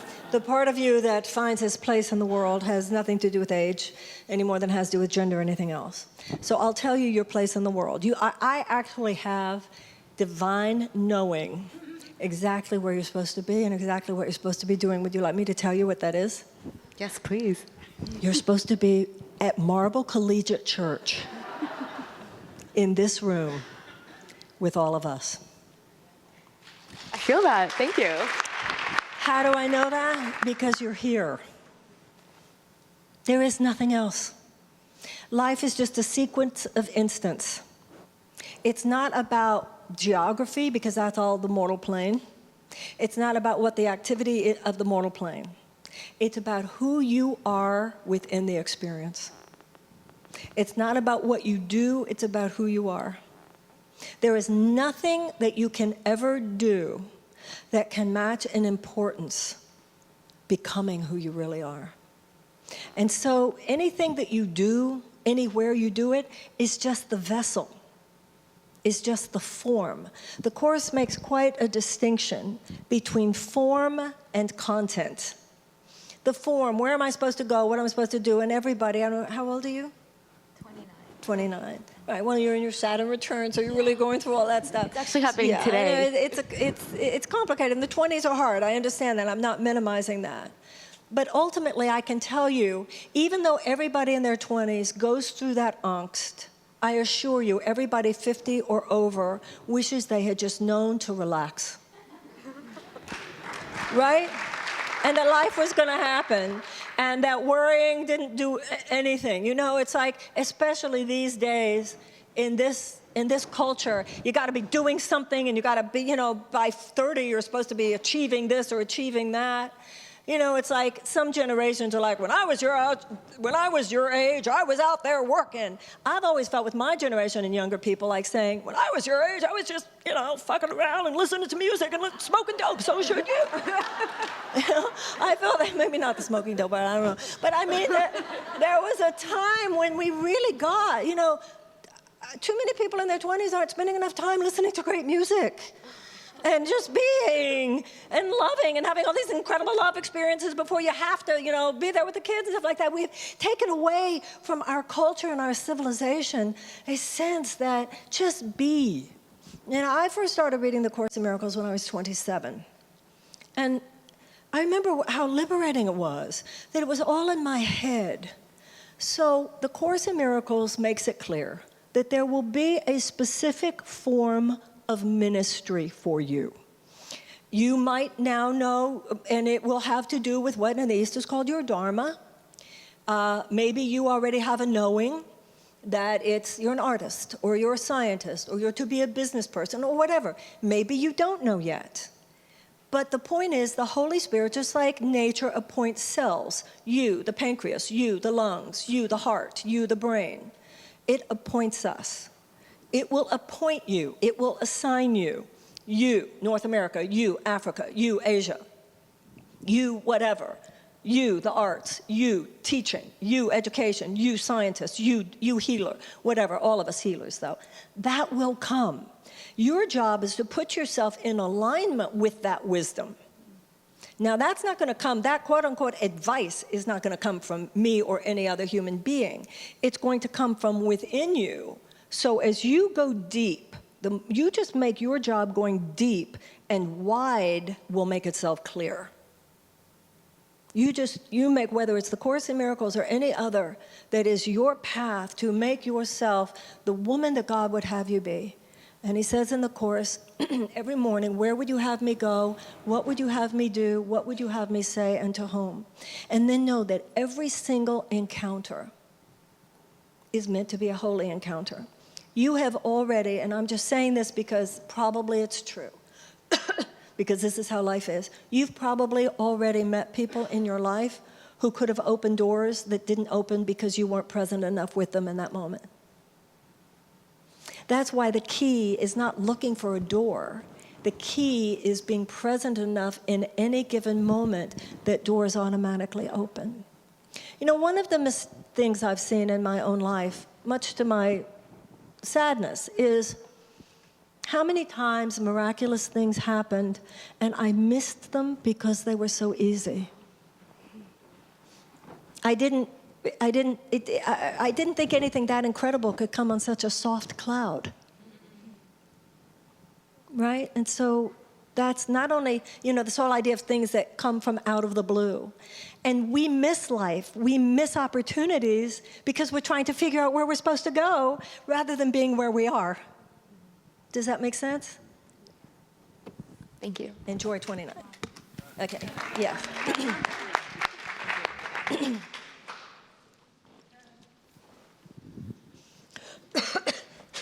Hello, my name is Andy. I haven't seen you since Los Angeles in the spring, and you gave me a lovely gift of your book. And today, I bought these coins at a bookstore called Choices. And these are coins, I would describe them as a Native American recovery type of coin.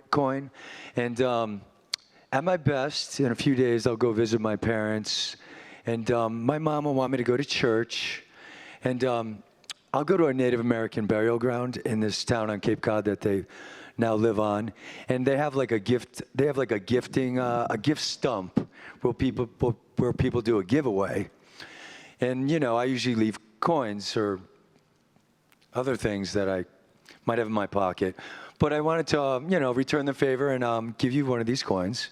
It has a dream catcher, and it has a beautiful Native American type prayer on the back. Thank you. You're welcome. I keep putting my hand out. Okay, thank you. I wasn't quite ready, but here we go.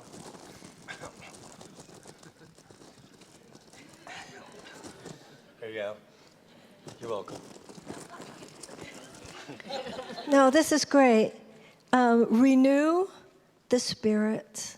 And with the Indian, with the Native American, like the dream catcher type symbolism. Thank you very, very much. God bless you, honey. And be nice to your mother. I will. My mother wants me to go to church. We heard that. Okay. All right, thank you so much. All right, anybody else? Okay, over there. Oh, somebody pointing to somebody over here on this side? Oh, yes. Hi, how are you? Good to see you, honey. Well, I have a question, but first I just kind of want to speak on what she was talking about with career. The very first time I came here, I asked Marianne, how do you know the difference between an obstacle and God just telling you to quit? And she's like, well, if you want to sing, just sing. And I feel like we always know exactly what we want to do, but we're always scared. And the thing is, we make it about ourselves.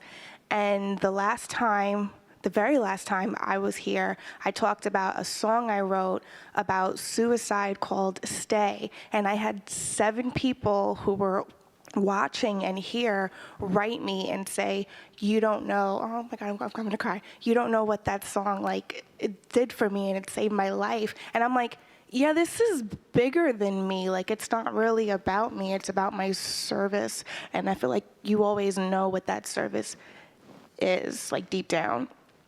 So just wanted to say that. Very good point. Very good. Here. So my request, my grandmother is a hard person to deal with. And I feel like I've found ways to handle her, but my mom hasn't. And when she moved to Florida, my mom was the happiest she's ever been. But things happened this year, and she had to move back home with her. So now she's been living with her for 6 months, and and every day she texts me and she calls me and she's crying and she's complaining, and I'm just like, they need a miracle. yes, huge, please. What are their names? Sharon is my mom, and Grace is my... Sharon and Grace. Yes. Let's pray for Sharon and Grace. Thank you. Dear God, we join in praying for a miracle between Sharon and Grace. We pray that their relationship be lifted up above and beyond the walls that divide them. May a great wave of forgiveness come upon them both. May they thus see the innocence in themselves and in each other. May this relationship be reborn. May the love of this daughter, this granddaughter, be so great as to dissolve their judgments of each other. And may this light cast out all darkness in their minds and in their hearts. And so it is together. We all say, amen. I think that's very touching that you asked for prayer for them. Beautiful. Okay, now there's somebody over there, right? Oh, okay. Hi, Emily. No! Oh, yeah. I was so proud. And I was so Jennifer. That is so weird. It's very weird because you have no idea why it's so weird. I know. Okay. I was so proud. No, I got your name. I know your name. Okay. Again. Hi. First of all, beautiful Marianne, thank you. Thank you, for yet Jennifer. another year of you. Thank you. Of miracles. Thank you. I guess I'm here to ask for a prayer from the community and from you, and perhaps not a kick in the ass, but a kick in the heart or something. I've been living in fear. I've been causing it myself. Been through the whole We'll house. put you on the prayer list. Yes, but I'd like if you could say a prayer for me now, and I also have a request to ask of the community, of anyone Okay. who lives in this community. Okay. I have been through housing court for the last year, and now I have repairs on my apartment, and I'm living in terror of being alone in my apartment and on the Upper West Side. And I have a lot of stuff to move, and I find it really, really hard to let go of stuff. And I guess I've outed myself in this community before. I don't like to do it, but I'll do it anyway, because thank you for your saying stay. One of my best friends committed suicide, and she's right here right now. I have bipolar disorder, generalized anxiety disorder, et cetera, and I'm going through hell, and I'm doing it Jennifer, myself. let's pray for you right now. And if anyone, I'm a wonderful yoga instructor and meditation teacher to the other side of me. So if anyone wants to stay with me in my apartment and help me get rid of stuff, if they're really good at that stuff, I could give you some yoga. You have a two-bedroom apartment? No, I have a one-bedroom, a tiny 525 square foot thing that is stuffed with stuff. I need to get rid of stuff, and make it ready for the painters, and then start my life new. And I'm making myself crazy, and everyone else. Dear God, we pray for Jennifer. Can you hold my hand? And in this moment, dear God, we join with her as all of us surrender into the hands of God that which is our fear and our burden, that which we have to do and we don't know how we'll do it, and that which is our wound and we don't know how to heal it, that which is our pain and we don't know how to let it go. We see the hand of God come upon Jennifer and dissolve her pain and make way for her miracle. And all of us feel now the hand of God as it is placed upon us.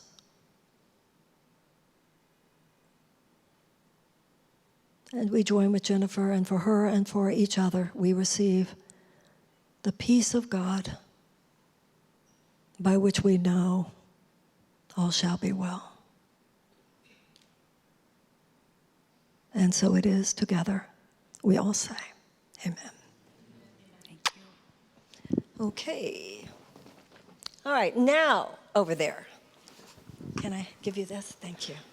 Okay, I'm coming. I'm coming. Okay, yes. Where are we now? Yes, ma'am. Okay. Okay. Hi. Hi.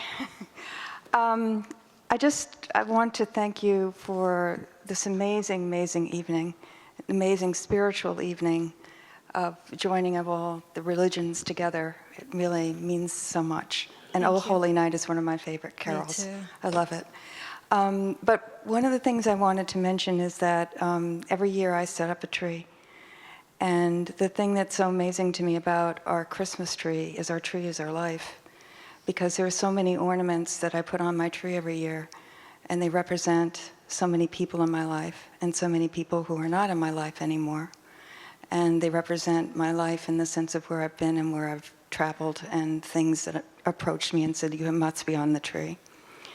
But the thing that's also important to me is the fact that every year it changes, and that I look at ornaments. I sit in front of the tree every year, and I look at ornaments, and I think of people who are not with me anymore.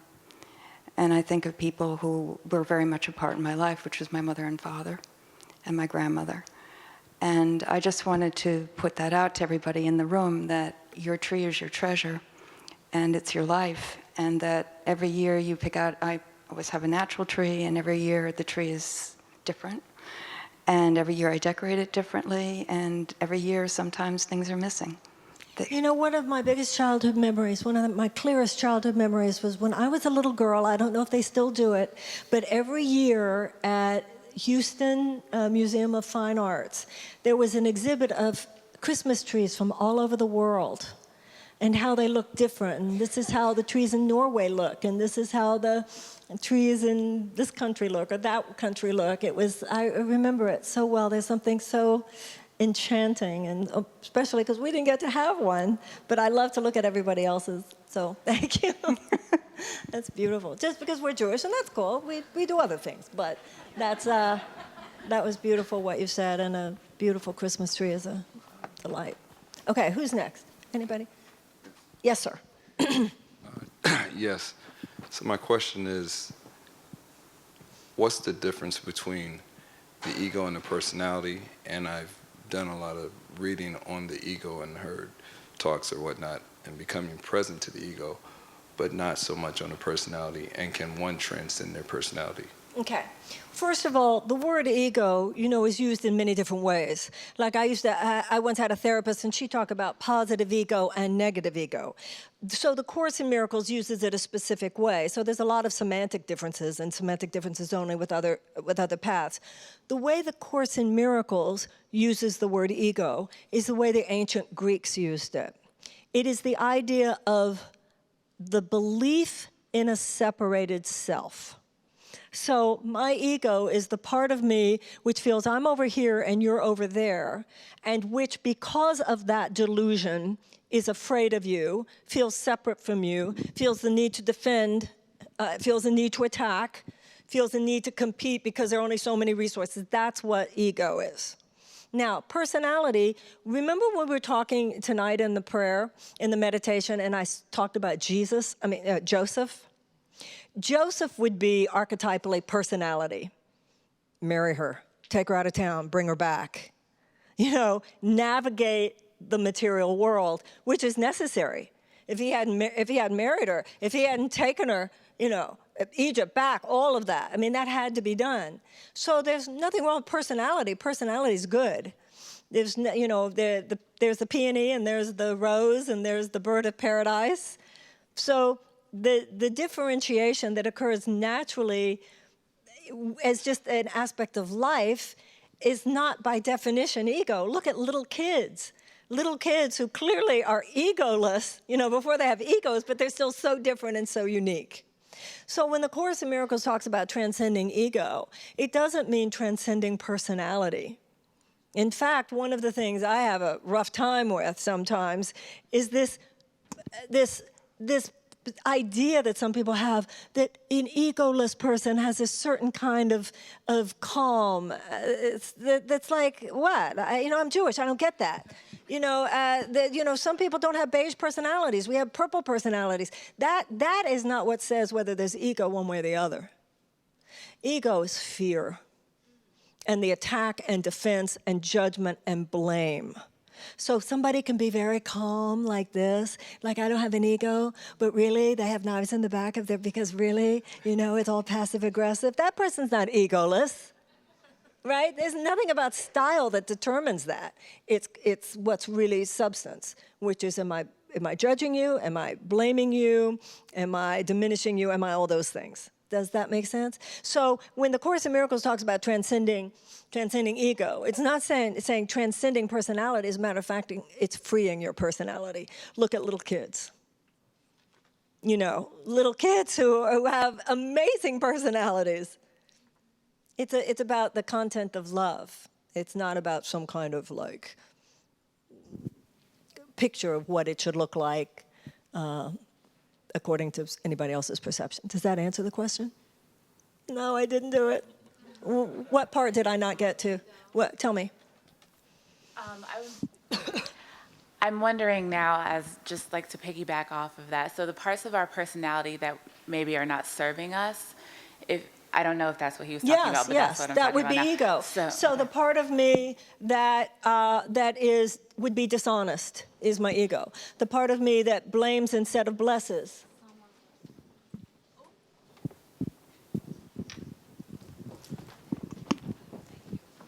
Do we need to call 911? No, she's fine. Everything okay? Yeah.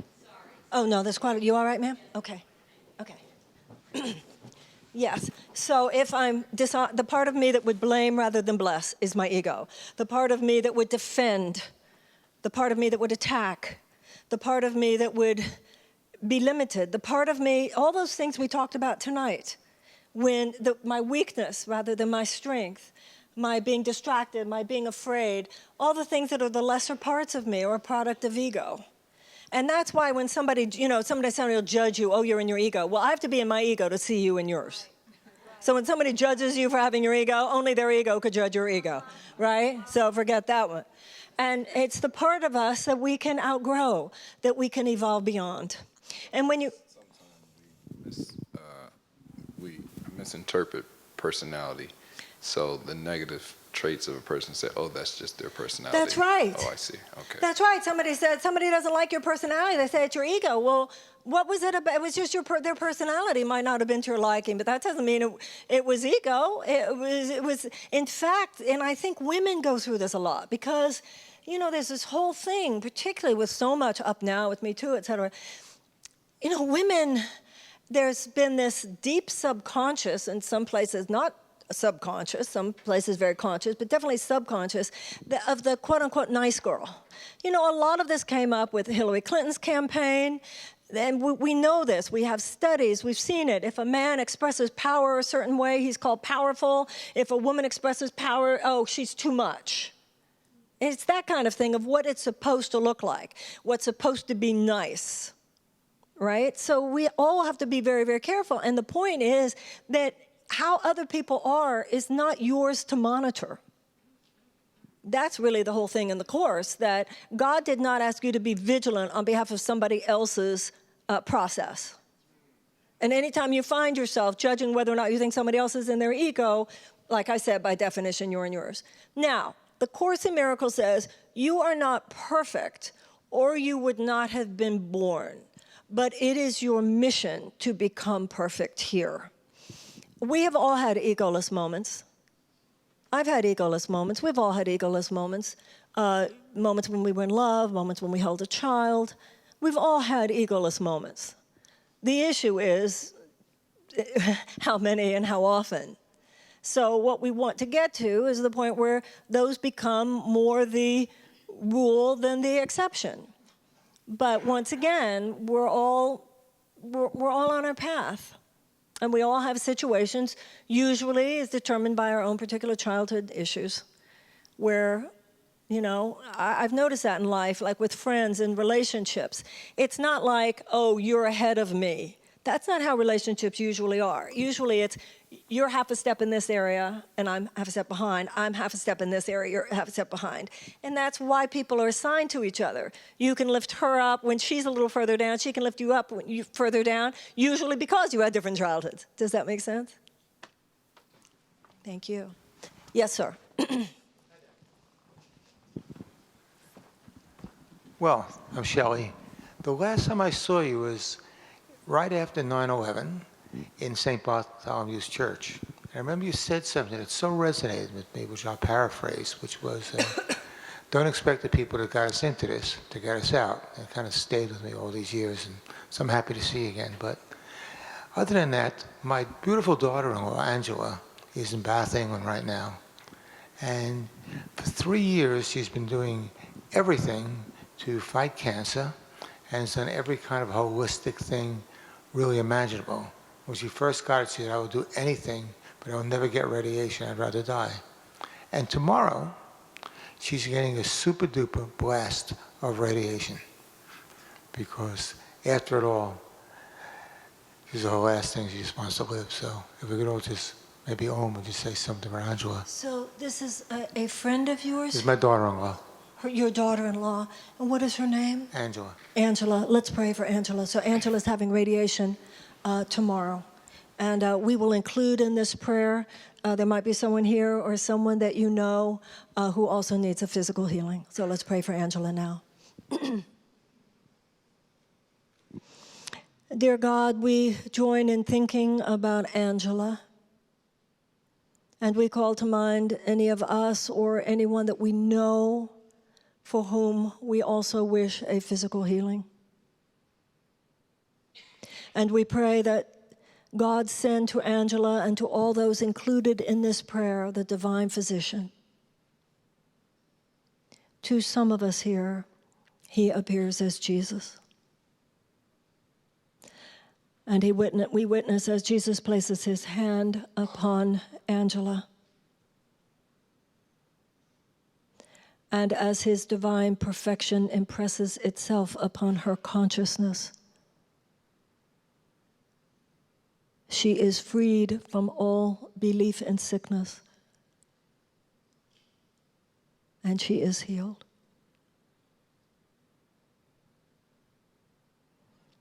We see his hand upon all those whose names we hold in our hearts. We see him with his hand upon them.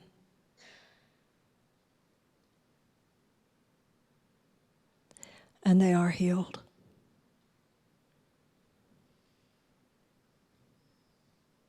And so it is. Together, we all say, amen.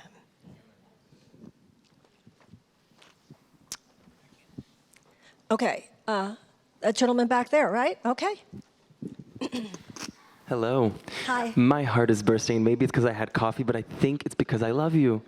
You are such a gift. What did you say? I'm sorry, honey, I didn't hear you. My heart is bursting, and it might be because I had coffee, but I think it's because I love you. You're such a gift. Thank you. I'll go with the So me thank rather you. than the coffee. Thank you. So at the end of every year, Spotify releases like the top played song you've listened to, and mine was A Prayer for Courage, and which should indicate what kind of year I've had.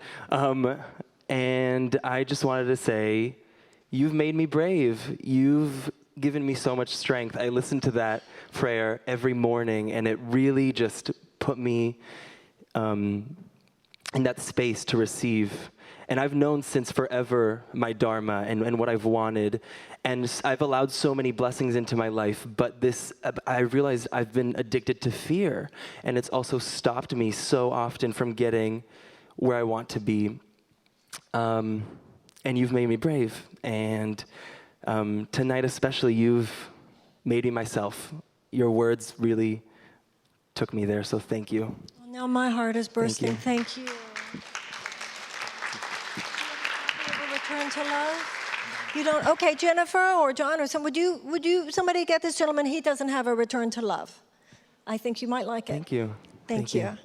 Okay. Anybody else here tonight? Okay, this lady up here. Or is it a gentleman? I can't see. Okay, yes, ma'am. Hi, Marianne. I have a question about what you were talking about tonight. And I was here last week, and I told you that I was bringing my mother back, and she's here. So this is my mom, Cynthia. Is it from Mexico? I can't remember. Where were you coming? Texas. Texas. I remember, and I said I'm from Texas, right? Yes. Well, thank you again. In regard to tonight, I might be paraphrasing, but I think that I've heard you say something, or I've read it in one of your books. What you were talking about tonight reminded me. And again, I'm sure I'm paraphrasing. I don't know if I recall correctly. That you describe, or the Course describes original sin as sort of our own inability to recognize that we are in God's image? I don't actually think the Course uses the term original sin, but I would have talked about the whole concept of original sin, as we've heard it elsewhere, as the idea of the original error in thought. Okay, so the same thing. Which was that original detour into fear. But we want to remember that before there was original sin, there was original innocence. The way God actually created you. And the thought of imperfection cannot change who you actually are. So in a moment when I behave like a jerk, the real Marianne that would have been loving, but I got scared in that moment, is still an undeletable file in my consciousness because it's in the mind of God. My healing has to do with my getting to the point where I know how to download the real Marianne, even in scary moments. Okay? And so what that entails is recognizing when I downloaded Marianne the Jerk and atoning for it. You have to recognize it. You have to make an amends. You have to, you don't pray for forgiveness technically because God never judged you, so God doesn't need to forgive you. But when we atone for the error and perhaps make an apology to someone else, whatever, and then that dissolves that file. Now, that doesn't mean you'll never make the mistake again, but it's a healing process. So remember, there is no time. So that moment of original error is reenacted every moment. So it's like we were talking about earlier about Christmas. Every moment we give birth or not. Every moment we give birth to our better self or we abort the process. And that's why I was saying Christmas and Easter are existential bookends at every instance. But if you've meditated that morning, that's why in the Course in Miracles, that workbook is everything. If you've meditated in the morning, and I know this from experience, I'm not saying if I've done my workbook exercise, if I've meditated that morning, that I will be a perfect enlightened master throughout the day. I can't say that, but I can say this. If I meditated that morning, if I did my workbook exercise or whatever my meditation is that morning, the chances of my really doing something stupid are drastically reduced. Thank you. Really, sending that text, saying that thing, sending that email, quitting that job, do whatever it is, because you're out of your center. That makes sense? And so in that moment, that was just a reenactment of the original sin. It doesn't matter if it was the one millions of years ago, it was the one that moment. In that moment, I acted out of love for myself or others. Now, one of you is Selena, I remember that. Are you having a good time? Good. Okay, who's next? Anybody else? Okay, somebody here, and somebody there. Okay, and then I'll start here and then go back to you, ma'am, okay? All right, let's go. No, you know what? I'll go back there, because then I'll go up there, and then we'll go for the final prayer. So there's a lady way in the back there. Yes.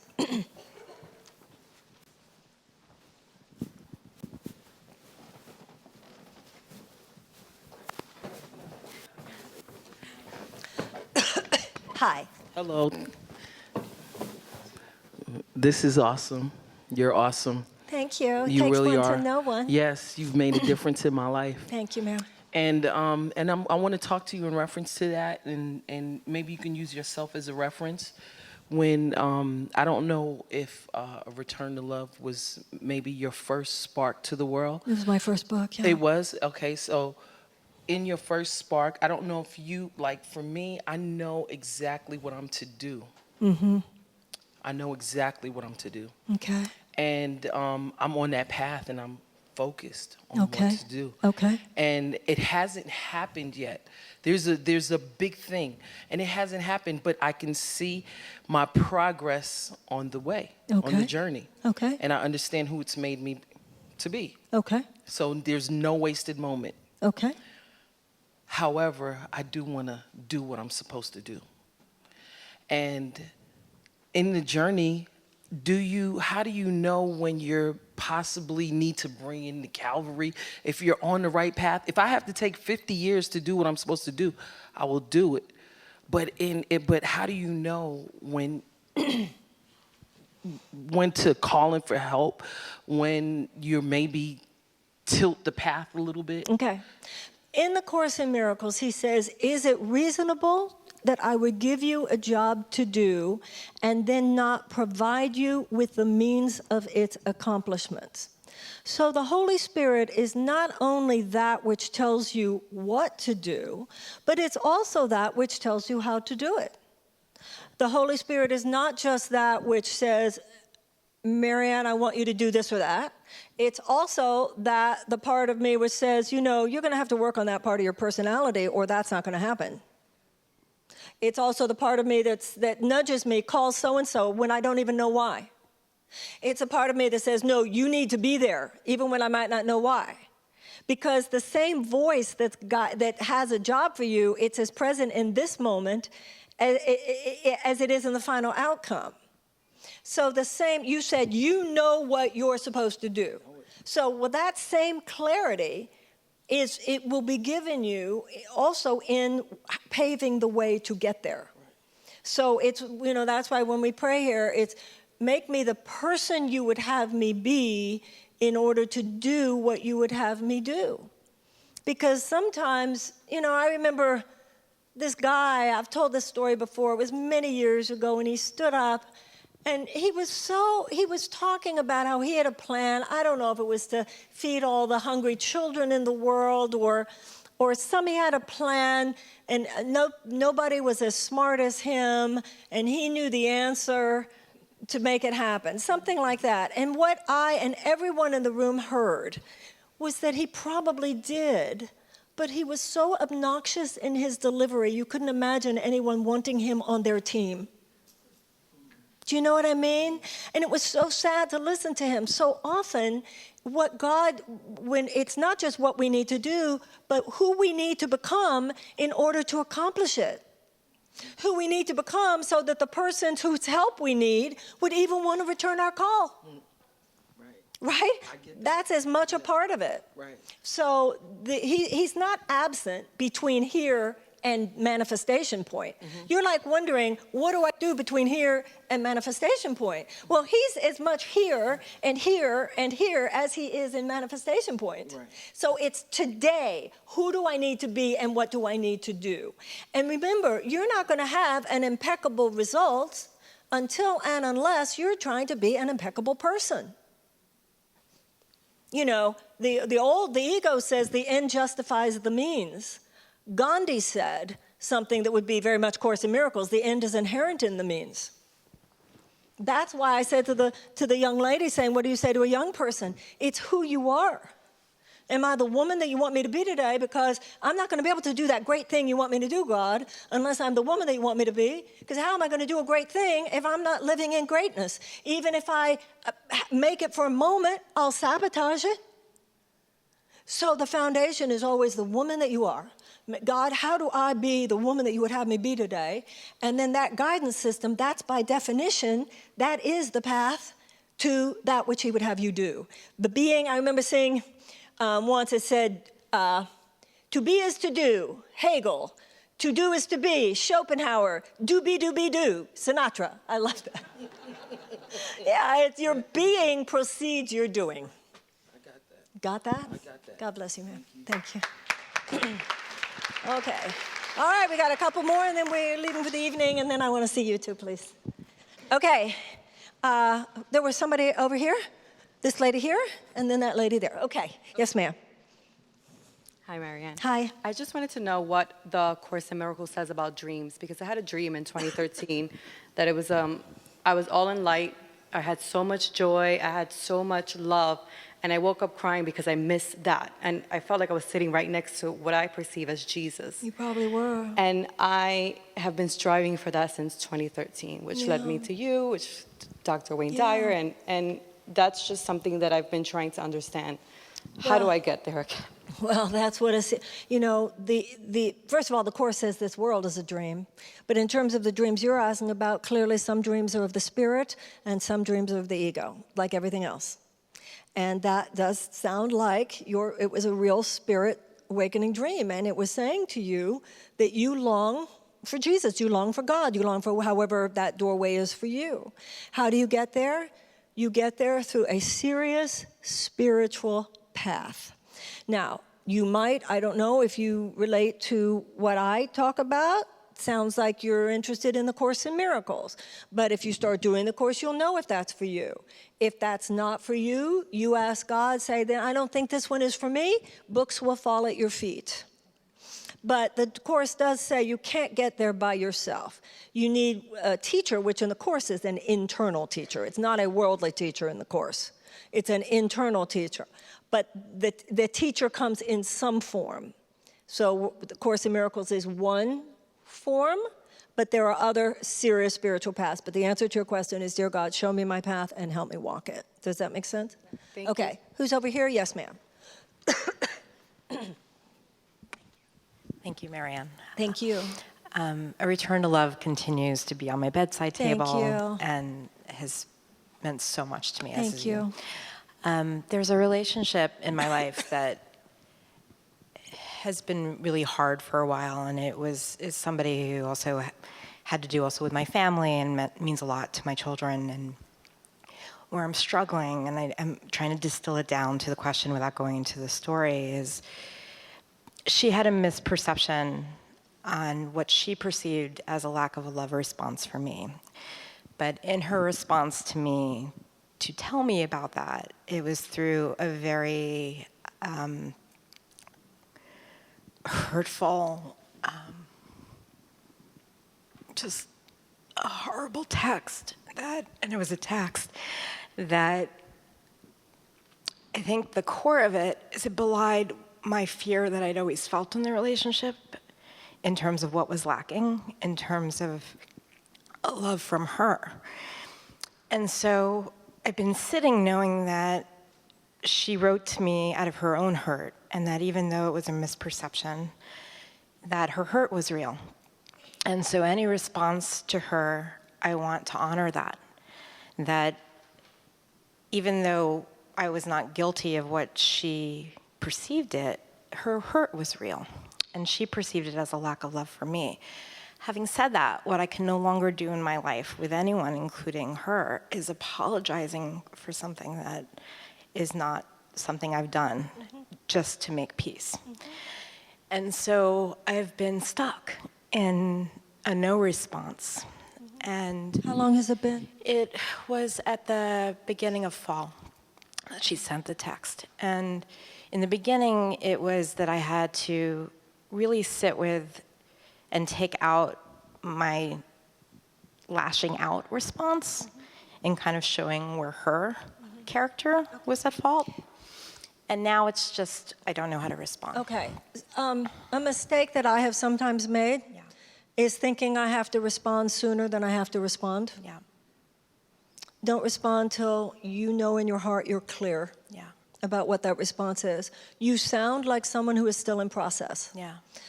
This is often where friends and counselors and teachers come in, people that you trust who understand, because there's a lot going on here. Yeah, there is. There's about forgiveness and mercy and proper boundaries. Yes.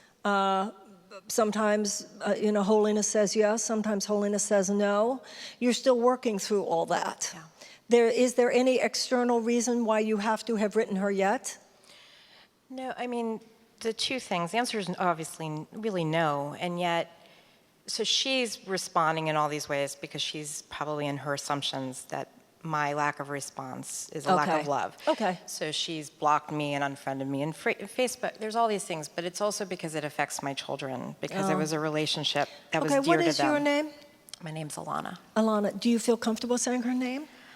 Can I say initials? That's all right. Let's let God knows her name. God knows her name. Okay, you need a miracle in your relationship with this woman. Would you like to pray for one? I would love that. Let's do that. Alana's probably not the only person in this room who has a difficult relationship or two.